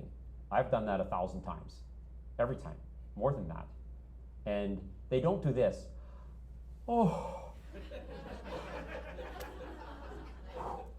Thank you. A little stress. They don't do that. But they do that. Emotionally, yes? So I gave him something, yes? So then what must he do back? He must give me something back. Yeah. Now, in the law of reciprocation in the brain, if you give somebody something, they have to give you something back in the same vein. He can't give me something else. So I'm taking all the awkward out because I know how the brain works. So I'm going to just say, I'm not going to ask you to sign it today because we're meeting for the first time. I don't think that would be fair. You can say that, yes or no? Yes. And I just activated the law of reciprocation. So we'll go look at these three now. And if we like one of them, we can, if we make an offer, we have to sign it. If not, then we come back to work together. A sim, then I need you to bring it back signed. Fair enough? I just gave him something, yes? If he has to give me something back in the same vein, what could he give me other than the signed agreement? So I just activated his brain to actually want to sign the buyer's agreement with me. And so we go look at these three properties. And Sim does not like any of them, which means he came to my office on this list and he left on this list. And his brain has a very strong desire to give me the buyer's agreement back signed because I activate the law of reciprocation in his brain. It's very simple. And so I say, okay, so Sim, we're going to go back out, say, Tuesday night, right? 6 o'clock? Okay. So I call him Monday. Ring, ring. Is this Sim? Yeah. Hey, Rob, Vivian, how you doing? Good. Just a reminder, back at the office, 6 o'clock. We got those other two to look at, okay? Now, just an FYI, don't show up at 5:30 and make me look bad twice in a row, okay? Just 6, you got that? Like, do you guys like to joke around, yes or no? Yeah. I always do that. They go, you know what, I'm sorry, man, we're just excited. I get that, but, you know, the appointment's at 6, not at 5:30, okay? So I'll see you at 6, and we'll go look at those two. Now, I need you to bring back the buyer's agreement signed. Now, listen to me. I'm 100% on them. That's how powerful the law of reciprocation is. Since 20 years, I'm 100% on them. And I'm still doing it. I sold over 100 homes a year for 12 years in a row, so I did it a lot.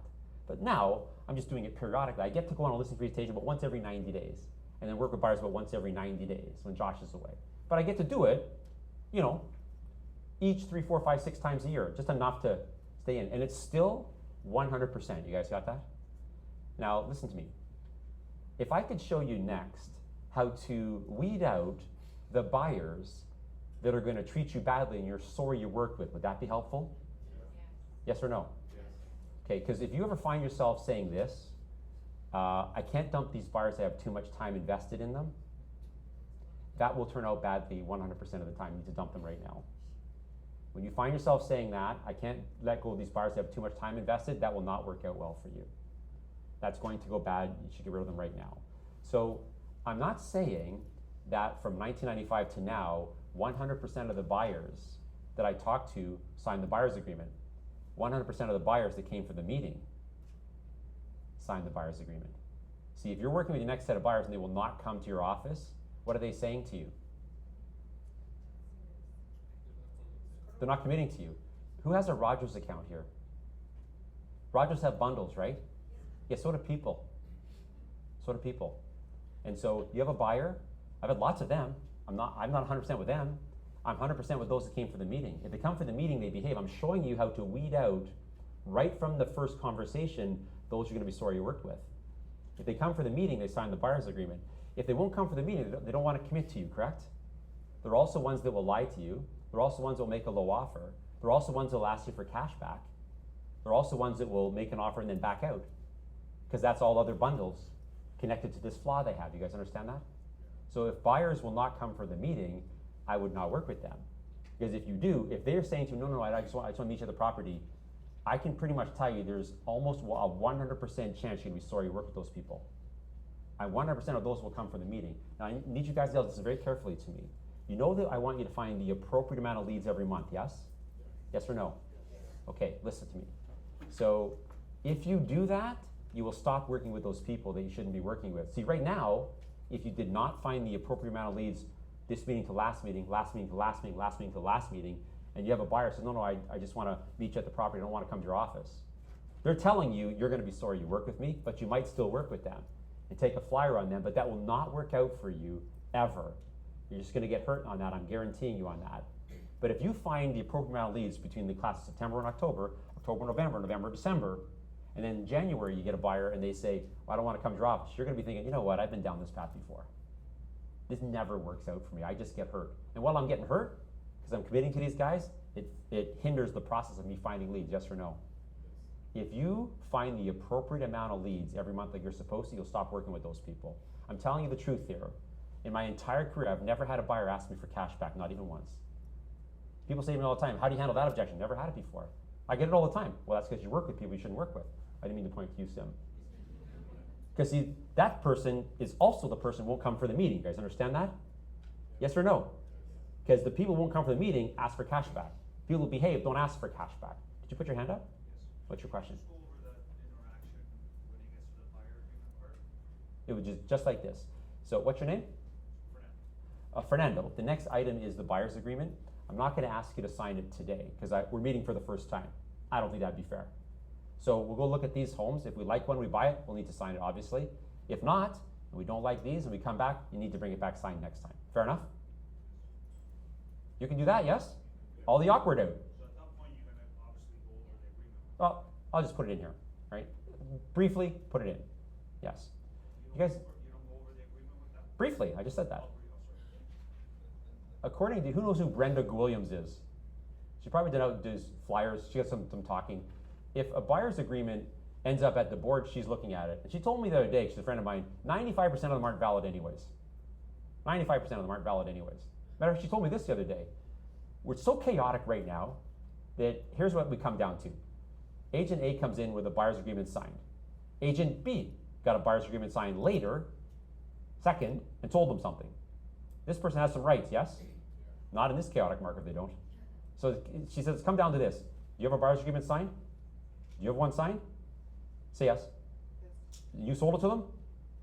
Say yes. You're done. Go home.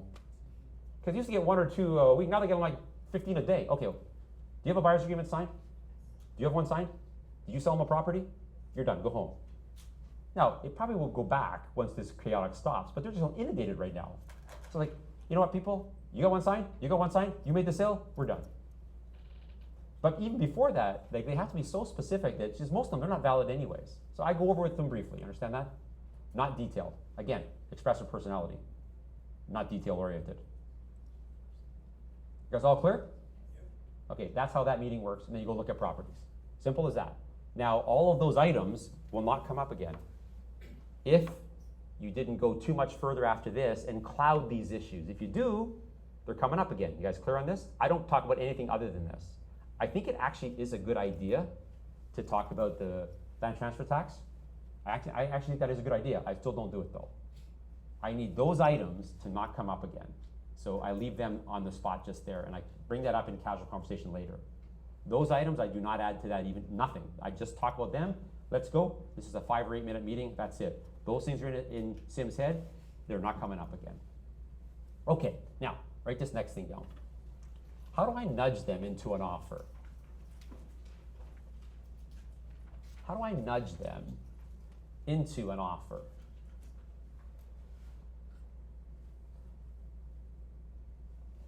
Which is all that you have to do now that you've discussed everything else. How do I nudge them into an offer? Don't write that another piece I said. Just write down, how do I nudge them into an offer? So I meet with Sim, we go look at these 3 properties. He likes one. Okay. So, or maybe he doesn't like them, and a week later we're out and we see one he likes. Okay. I'm not gonna show him, meet him at this property, meet him at this property, meet him at this property. Take months and months and months to make a sale. I'm gonna sell this guy. Take him out, take him out, take him out, sale. You can speed up the process if you stop driving separately and meeting them at one property. Trust me. Show them a few more, 1, 2, 3 times out. Matter of fact, in the tracking systems, the average for times out with a buyer is 3. Is 3 times out. Show them 3, show them 2, show them 3, done. That's the average all over North America. Be much quicker. So we go in one and Sim likes it. So, but we've already discussed all that. So all I have to do now is nudge him to an offer, yes or no? That's simple. And so I'm gonna give you 3 questions to ask. Now look up here first. These 3 questions are not the nudge. These 3 questions are not a technique to set up the nudge. These 3 questions are clear, generic questions to tell me if I should nudge or not. You understand that? So write these 3 questions down, please. Of the ones we looked at today, which one do we like the best?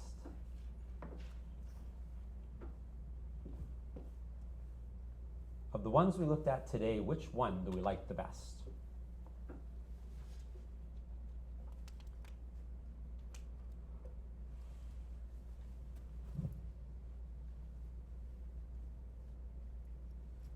Second question, do we like it enough? to make an offer?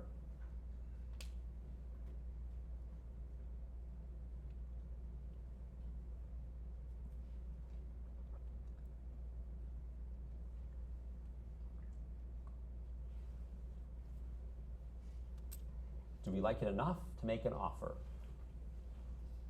And the third question, if we lost this one, would we be okay or disappointed? If we lost this one, would we be okay or disappointed?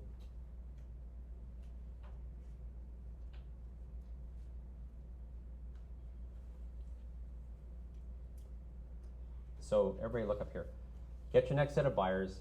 They're on that list. Get everything in their head. Quick meeting, done. It doesn't come up again. Assuming you don't talk about too many other things and go too detailed that they're not clear. But assuming they're clear, that's done. And then you show properties. At the end of showing, simply ask these 3 questions. So I'm going to ask you these 3 questions, okay, Sim? Now, answer loud, okay? So everyone else, okay, Sim, you answer however you want. You got that? I don't care how you answer. Everybody else, after I ask these 3 questions, you tell me if I should nudge or not, okay? So, Sim, of the ones we looked at today, which one do you like the best? Section A, The first one we saw? Yeah. Okay. Do you like that one enough to make an offer and maybe own it? maybe, yeah, sure. Yeah, okay, fair enough. So if we lost this one the next couple days, would you be okay or disappointed? I'll be disappointed. He said he'd be disappointed. Should I nudge yes or no? Yes. Now this time, go the other way, okay? So of the ones we looked at today, which one do we like the best? First one that we see. Okay? Do we like that one enough to make an offer and maybe own it? No. Okay. So if we lost this one the next couple days, we'd be okay, not disappointed. I'll be okay, yeah. Should I nudge yes or no? No. Now listen to me, realtor. You cannot do this right now. Well, you know, it is the school just said you wanted. It does have the 4 bedrooms you said you wanted. It is in the price range you said you wanted. You should be fired immediately.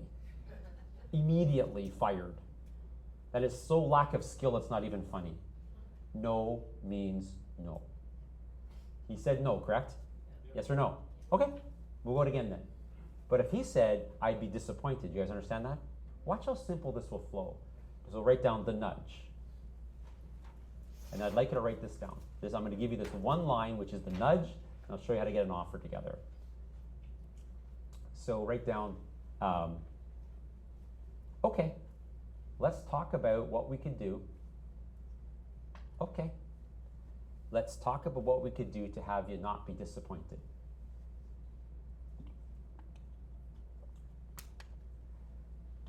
Okay, let's talk about what we could do to have you not be disappointed. By the way, the word they used to say is devastated. You think about when they loved a property.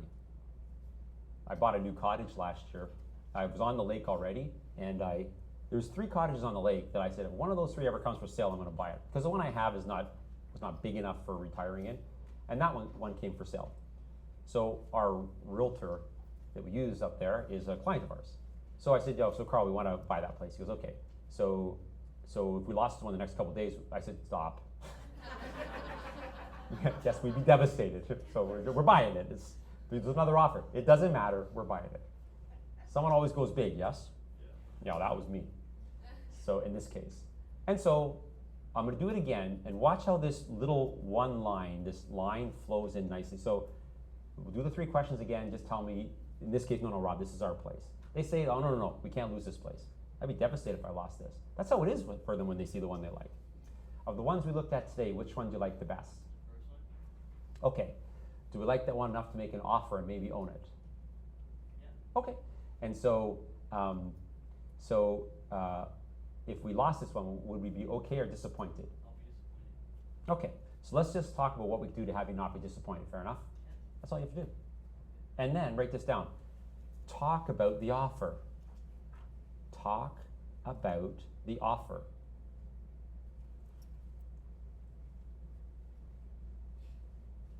And then down the left margin, write A, B, C, D.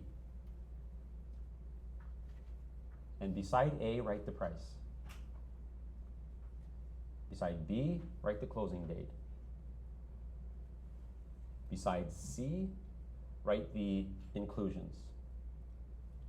And beside D, write clauses. Everybody look up here. At this point when they like one, do not go back to your office and turn on the computer. That's just what you're doing because you don't know what to do. 19 times out of 20, I'm showing Sim freehold townhomes in the 550 range. We look at 3, he doesn't like any of them. 539, 569, 549. We go to a second time, 549, 559, doesn't like it. We go to the next one, 549, he loves it. Is he not clear on price, yes or no? Yes or no? That's how it is every time. Why would you go to your computer and start doing a CMA on the property? He's clear on price. He's hoping he just doesn't have to pay more than $649. Yes or no? Which you go to the computer because you don't know what to do, which is going to lead to what did they pay for it? How's that going to help you? They paid like $329 for it. How's that going to help? So I show the properties, I ask the 3 questions, he says, I'd be devastated. Well, let's talk about what we can do to have you not be devastated. And I'm going to use on A, the price, I'm going to use something called leading. I'm going to ask a question, but I'm not going to do that on B, C, D. I'm going to fill in the gaps then. But I'm going to lead him to tell me a price, and as soon as he does, he's making an offer. Okay, so let's talk about what we can do to have you not be disappointed. Fair enough? That's the nudge. So they're asking $649 for this one, Sim. They're all in that range. So if you were to offer on this one, what would you offer? Maybe the price? Watch, as soon as he says a price, he's making an offer, yes or no? He's saying to me, I would offer this, yes or no? That's called leading in psychology. I asked a question, he gave a price. I'm not going to keep doing that. I just need him to get committed. Even if he says, I'd offer $630. Doesn't matter what price he says, he's making an offer. You see, this one's $649. If we were to offer on this one, what would we offer? $649? Okay, then I'll just take it from here. So they're looking for a 60-day closing, so that's going to be October, November. We wanted to be in before Christmas, so that suits us, yes? Okay. They're offering everything with the property, the inclusions, except for that chandelier that we didn't like, which I think someone must have given that as a gift, yes? Yeah? Actually, they're missing their chance to get rid of it. They should have just thrown it in and told that person, I'm sorry they fought us on it. Anyways, they'll just replace that with something else, okay, Sim? And then we'd be conditional on financing and a building inspection, yes? So we could offer $649, closing in 60 days, October, end of November, take the stuff they're giving us and put our offer together conditional if there's no other offers, yes? Would you like to write that up? That's all you do. Everything is discussed over here. Hold on, Fernando. Everything's discussed over here, you understand that? And I'm telling you guys, gals, 19 times out of 20, like what does a 2,600 square foot house cost here? 900? A subdivision house, yes or no? Yeah. So you take them out, you show them 3, 899, 919, 899, they go to the next one, and then they see the 7th one, they love it. It's $899. Are they not clear on the price, yes or no? Yes or no? That's the way it is in your business most of the time. Trying to prove that price from now is pointless. Yes, Fernando? Well, the way you're doing it, it sounds good, right? Good, I'm glad to hear that. Usually, if the house's price is $650 and they have no idea what's happening in the market, they'll be like, I want to offer $610. Okay, hold on.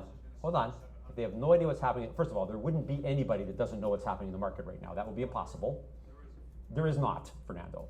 Nobody that lives in the GTA does not know the market is a rocket. That would be impossible. Okay, so that's fine. Okay, so if you take them out and they're not clear, I said 19 times out of 20. That means 1 time out of 20 you're correct. Yes? Yeah, that's the time. I get that. But 19 times out of 20, it's this simple. You understand that?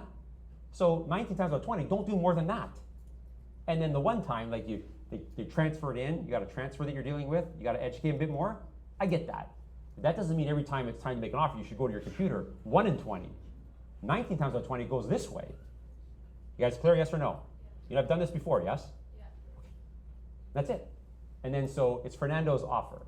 So I asked the 3 questions. He says he'd be devastated. Watch this how the whole thing would sound. So of the ones we looked at today, which one do you like the best? First one? Okay. Do you like that one enough to make an offer and maybe own it? Yeah. Okay. So if we lost that one the next couple of days, would you be okay or disappointed? Okay, well let's just talk about what we could do to have you not be disappointed, okay? All right. So this one they're all around 650. This one's 649. So if we're to offer on this one, what would we offer on this? So the price? Yeah, the price. Hoping we don't have to go higher? Okay. And they want a 60-day closing. Yeah. Okay, so end of November.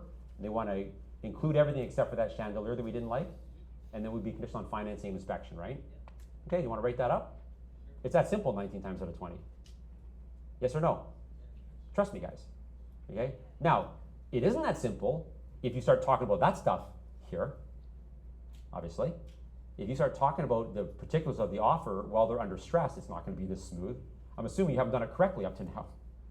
But if you do it, it'll run a lot smoother than you think. Now, so I call Fernando, it's his listing. And Fernando says to me, okay, you're the fourth offer we're presenting tonight. So, okay. So now, for when there's a multi-offer, always someone will go large, yes? It could be your guy. But you have to have a technique to find it, you understand that? So let's just pretend in this case, it's always the guy that he lost to already. You understand that? He's already lost out twice. So let's pretend you're willing to go to 700, okay? Which might not secure it, but might, yes? So I have to call for him back. I'm going to show you how to handle a multi-offer now, okay? So I call back. Okay, here, so there's 4 offers on the property. We're the 4th one. We're sending tonight, okay? So you have enough down that we know if Canada told us we don't have to be conditional on financing, we're okay. You have to make a decision now on the building inspection, okay? So it's a newer property. It's only 3 years old. Roof, are you okay to take that out? Now, to protect yourself, you can put it in, scratch it out, whatever you want. But you have to talk to him about this, right? If it's an old property that you don't know what's in there, I don't think you can take it out. And if he's nip and tuck on his financing, you cannot go firm. You understand that? But if you can, you can, right? So, okay. And so, now here's the thing. Now listen carefully to the dialogue I'm going to give you to find out this 700,000. Because they always say this to you. Say, what should I offer, Rob? What should I offer? 690. Ask me where I got that from. Where did you get I have no idea. Like, they do ask you that, yes or no? Well, how do you know what to pick? Now here's what, because if they ask you that, you don't want to go too much. You go, well, we're 650, so 675, right? We go, okay. And then we don't get it, and Fernando says to me, sold for 700. I tell Sim it sold for 700, and Sim says to me, I would have paid that. Darn, I wish I had listened to Rob's class. Because what I'm going to show you is how to find out what they'd pay. You understand that? So we're going to have to go, we're okay to go firm, yes? So from firm, we go from the price up, yes? Now listen carefully to this dialogue. It's very simple, very easy, and they love it. They will often say to you, no, this is good, let's think this through. I'm not trying to run you up, Fernando, but I need to find out that if we don't get it, someone else gets it, that you wouldn't have paid that. You understand that? So if you don't get it, and I say this person got it for X, they can have it. So if we find out it went for 660, would you wish you'd have paid that? What about 670? Go in $10,000 chunks. What about 670? What about 680? What about 690? What about 7? What about, if I call you tomorrow and they say 710, you're like, they can have it? 705, they can have it? So 7 is our max, yes? Okay, now I know that, yes? How would I have picked that number? Okay, now listen. And then I just say this to him. Now listen carefully. Okay, now we have 2 choices, Sim. We can go at 7, okay? Or we can go halfway, 675, and then a sign back goes 7. You got that? But in a multi-offer, we only get that second chance half the time. That's the kicker. That's the risk. Go 7, which is your max, or here, and then go here. But we only get that half the time. Do you want to take the chance? Or go here? They never go here. Ever. They always go here once you explain it that way. And if you take a multi-offer in and you don't get a sign back, it's possible, yes or no? Yes or no? Yes. Who's heard that when you, in a multi-offer, you take your best? Yes or no, guys? Yes. So when you explain it like that, so if you pay this, that's our max, okay. We can offer that, or we can go halfway, and then on the sign back, we can go here. But the risk is here, you only get the sign back half the time. Because if we're at 675 and Fernando has 660, 675, 660, 700, he just takes it, yes? You're not playing them against each other. You'd be unwise to do that. There's often a dominant winner. So when I say to them, do you want to go here or halfway? And then we go here on the sign back, but we're only going to get that half the time. They never choose that. They always say, let's just go 7. Okay. And then we go in at 7, and then Fernando says, we didn't get it, sold for 710. The technique I'm showing you, you'll never hear this again. I would have paid that. I would have paid that. Once you eliminate that from your business, you win more often, yes or no? Because I just sold Sim a property for 700, yes or no? So if I don't know that technique, ask me, Sim, what should I offer, Rob? How would I get 700? Where would that come from? There's no percentage. I probably wouldn't pick that number. I'd pick a smaller number. And then we lose it, and then he says, I would have paid that. So if you follow that technique, you will never hear again, I would have paid that. And that's amazing. Yes or no? Is all clear today? Yes? Yeah. Is that why you put your hand up? I figured that.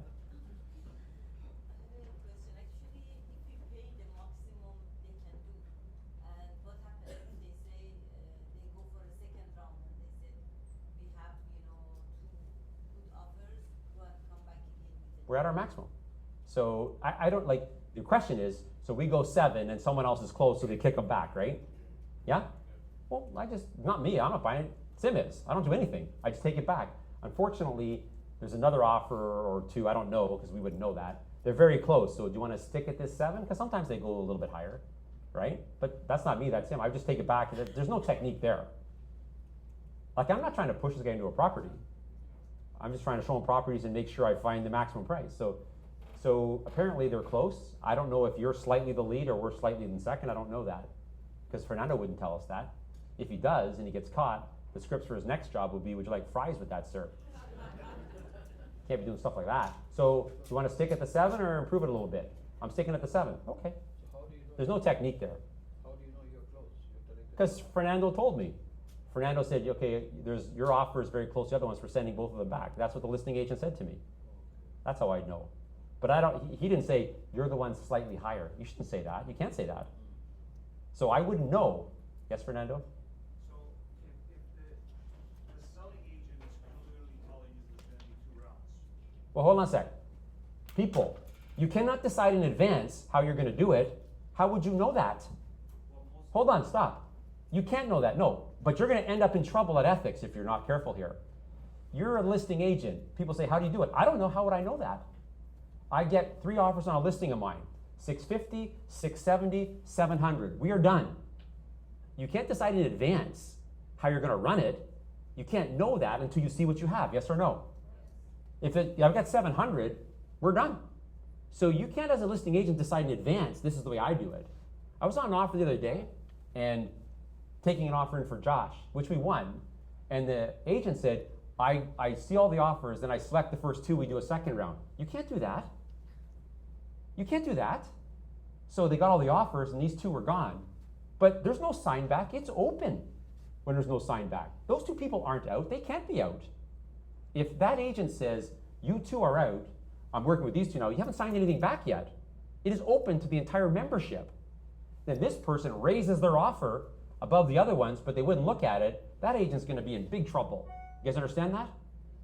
So you can't decide that in advance. There's no way you can do that. What if the offer comes in at 650 and you say, you 2 are out, and then you're going to work with these 2, but you're not signing anything back.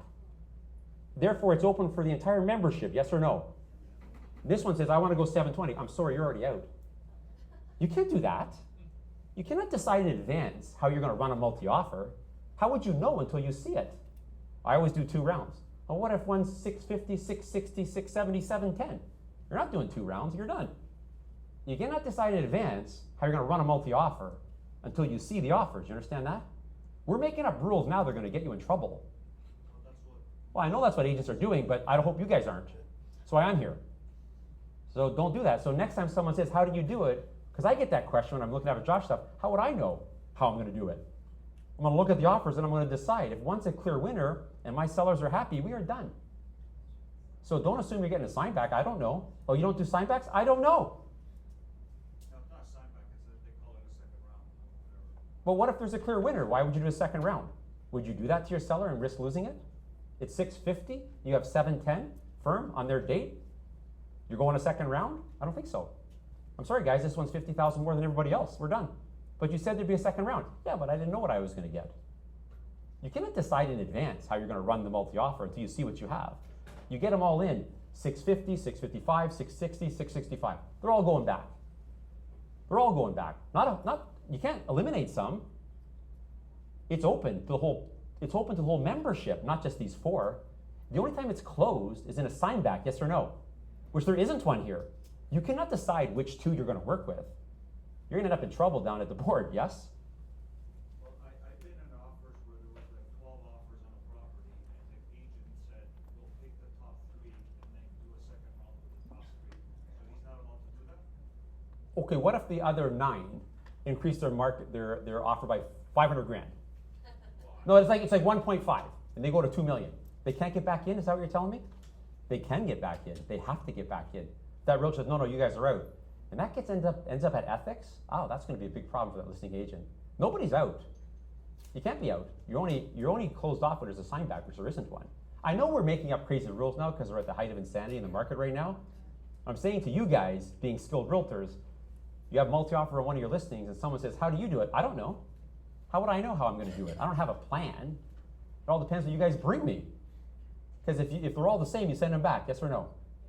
What if there's a clear winner? Do you take it, yes or no? Yes or no? Yes. Well, that's it.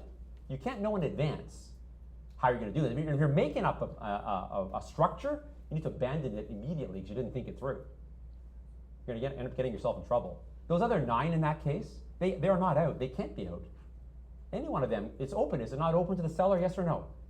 Why would it be closed off to them? It can't be closed off to them. That agent can't make that call. I know agents are doing it, but you don't want to get in trouble, do you? Well, you can't do that. Don't make up something in your brain. Here's how I run my offers. Bring the offers in, we'll see what happens. I always say the same thing to people. Hey, don't assume you're getting a sign back. When I look at them, we'll figure it out. I don't know how I'm going to do it in advance before I see them. If there's a clear winner, we're done. That's the way it is. You guys are getting me excited. You can see that, right? Okay, so next month, anybody that wants between this meeting and next meeting to have extra accountability, don't email me, I want in, if you don't want in. You understand that? But if you say, I think it would be very healthy for me if I had to report my numbers every day to the accountability coach, how many contacts I made, then just email me and we'll get you up and running on that till the next class. And you can be on it permanently if you want, if you think that's helpful to you. All right, guys and gals, have an awesome day. Make sure you pick up all your cups under your seats and bring it to the front. There's garbage. Thank you.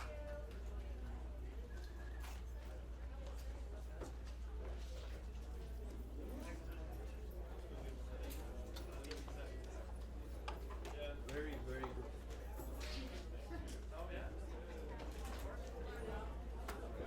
Jump up here, so I'm not looking like I'm looking down at you.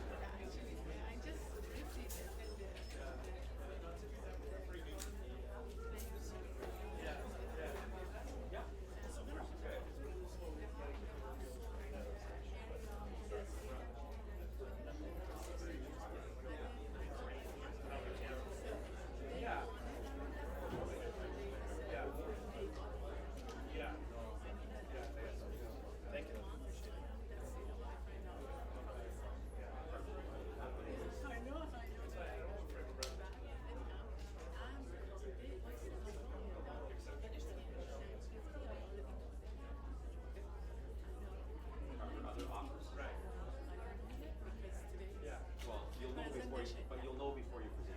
So all you have to do is this. If there's no, the agent has to tell you. You can't discover that. You have to know in advance. He'll tell you in advance. She'll tell you in advance. If you get there, we're obviously, we have to put on hold for an hour. You need to tell me in advance. They don't actually require it. So you will know in advance. So if there's no other offers, then you're going to offer like 900 and sort that rate. But if there's more than one offer, you just do the exact same thing I just did. Guys, I know we're okay at 950. So do we want to offer that? Because there's more than one offer, or do you want to go at 9, 920, and then go up on the sign back? But there's 50% chance we don't get the sign back. There's a risk to the exact same pitch. And they will say, let's just go 950. They do that every time. But now you know, yes? Okay, you're good. You're good. Yeah. You hand them the actual copy. I just put it in the folder. In the folder? Okay.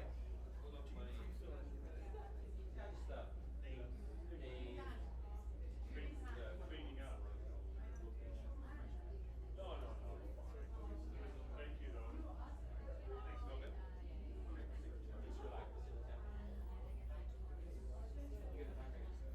Alright, see you guys.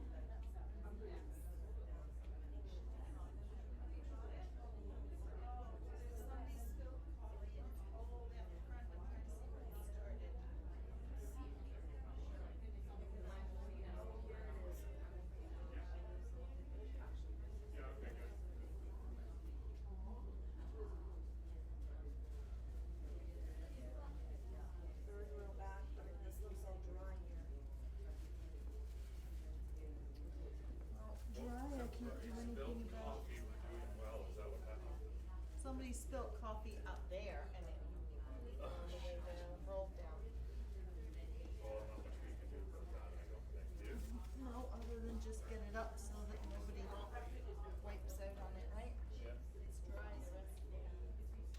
Are we still doing that? Cause, I changed my quick start. Is that still happening? Yes. Yeah. Cynthia's.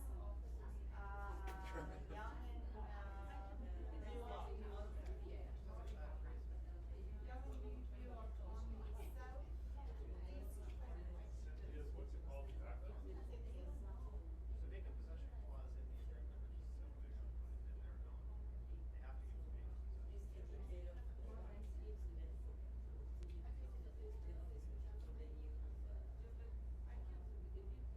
Cynthia's Paradise?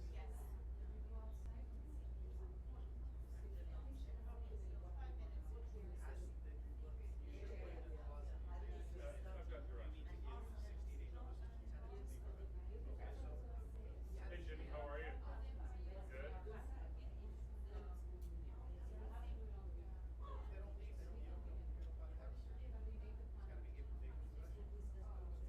Deal. The bank is asking you to put a clause in there. Okay, so now what are they asking?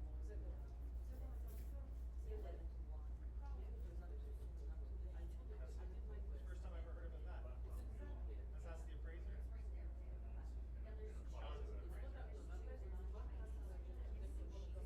No, the appraisal, well, if the bank's asking you, talk to the bank, call the bank, whoever it is. Oh, it's good. I can't guarantee. Oh, we gotta go, you're going to Cynthia's is good Chinese food. Oh, but we're going to. Ask them how they want you to confirm it. Do they want a clause? Do they want a picture of it? Do they want us to send them a picture? Do they want a lawyer to say it's vacant? What do they want? Just ask them.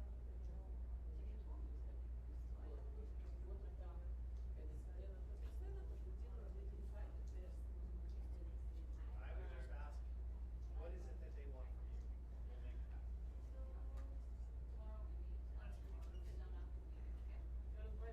See you later. What is it with these appraisers?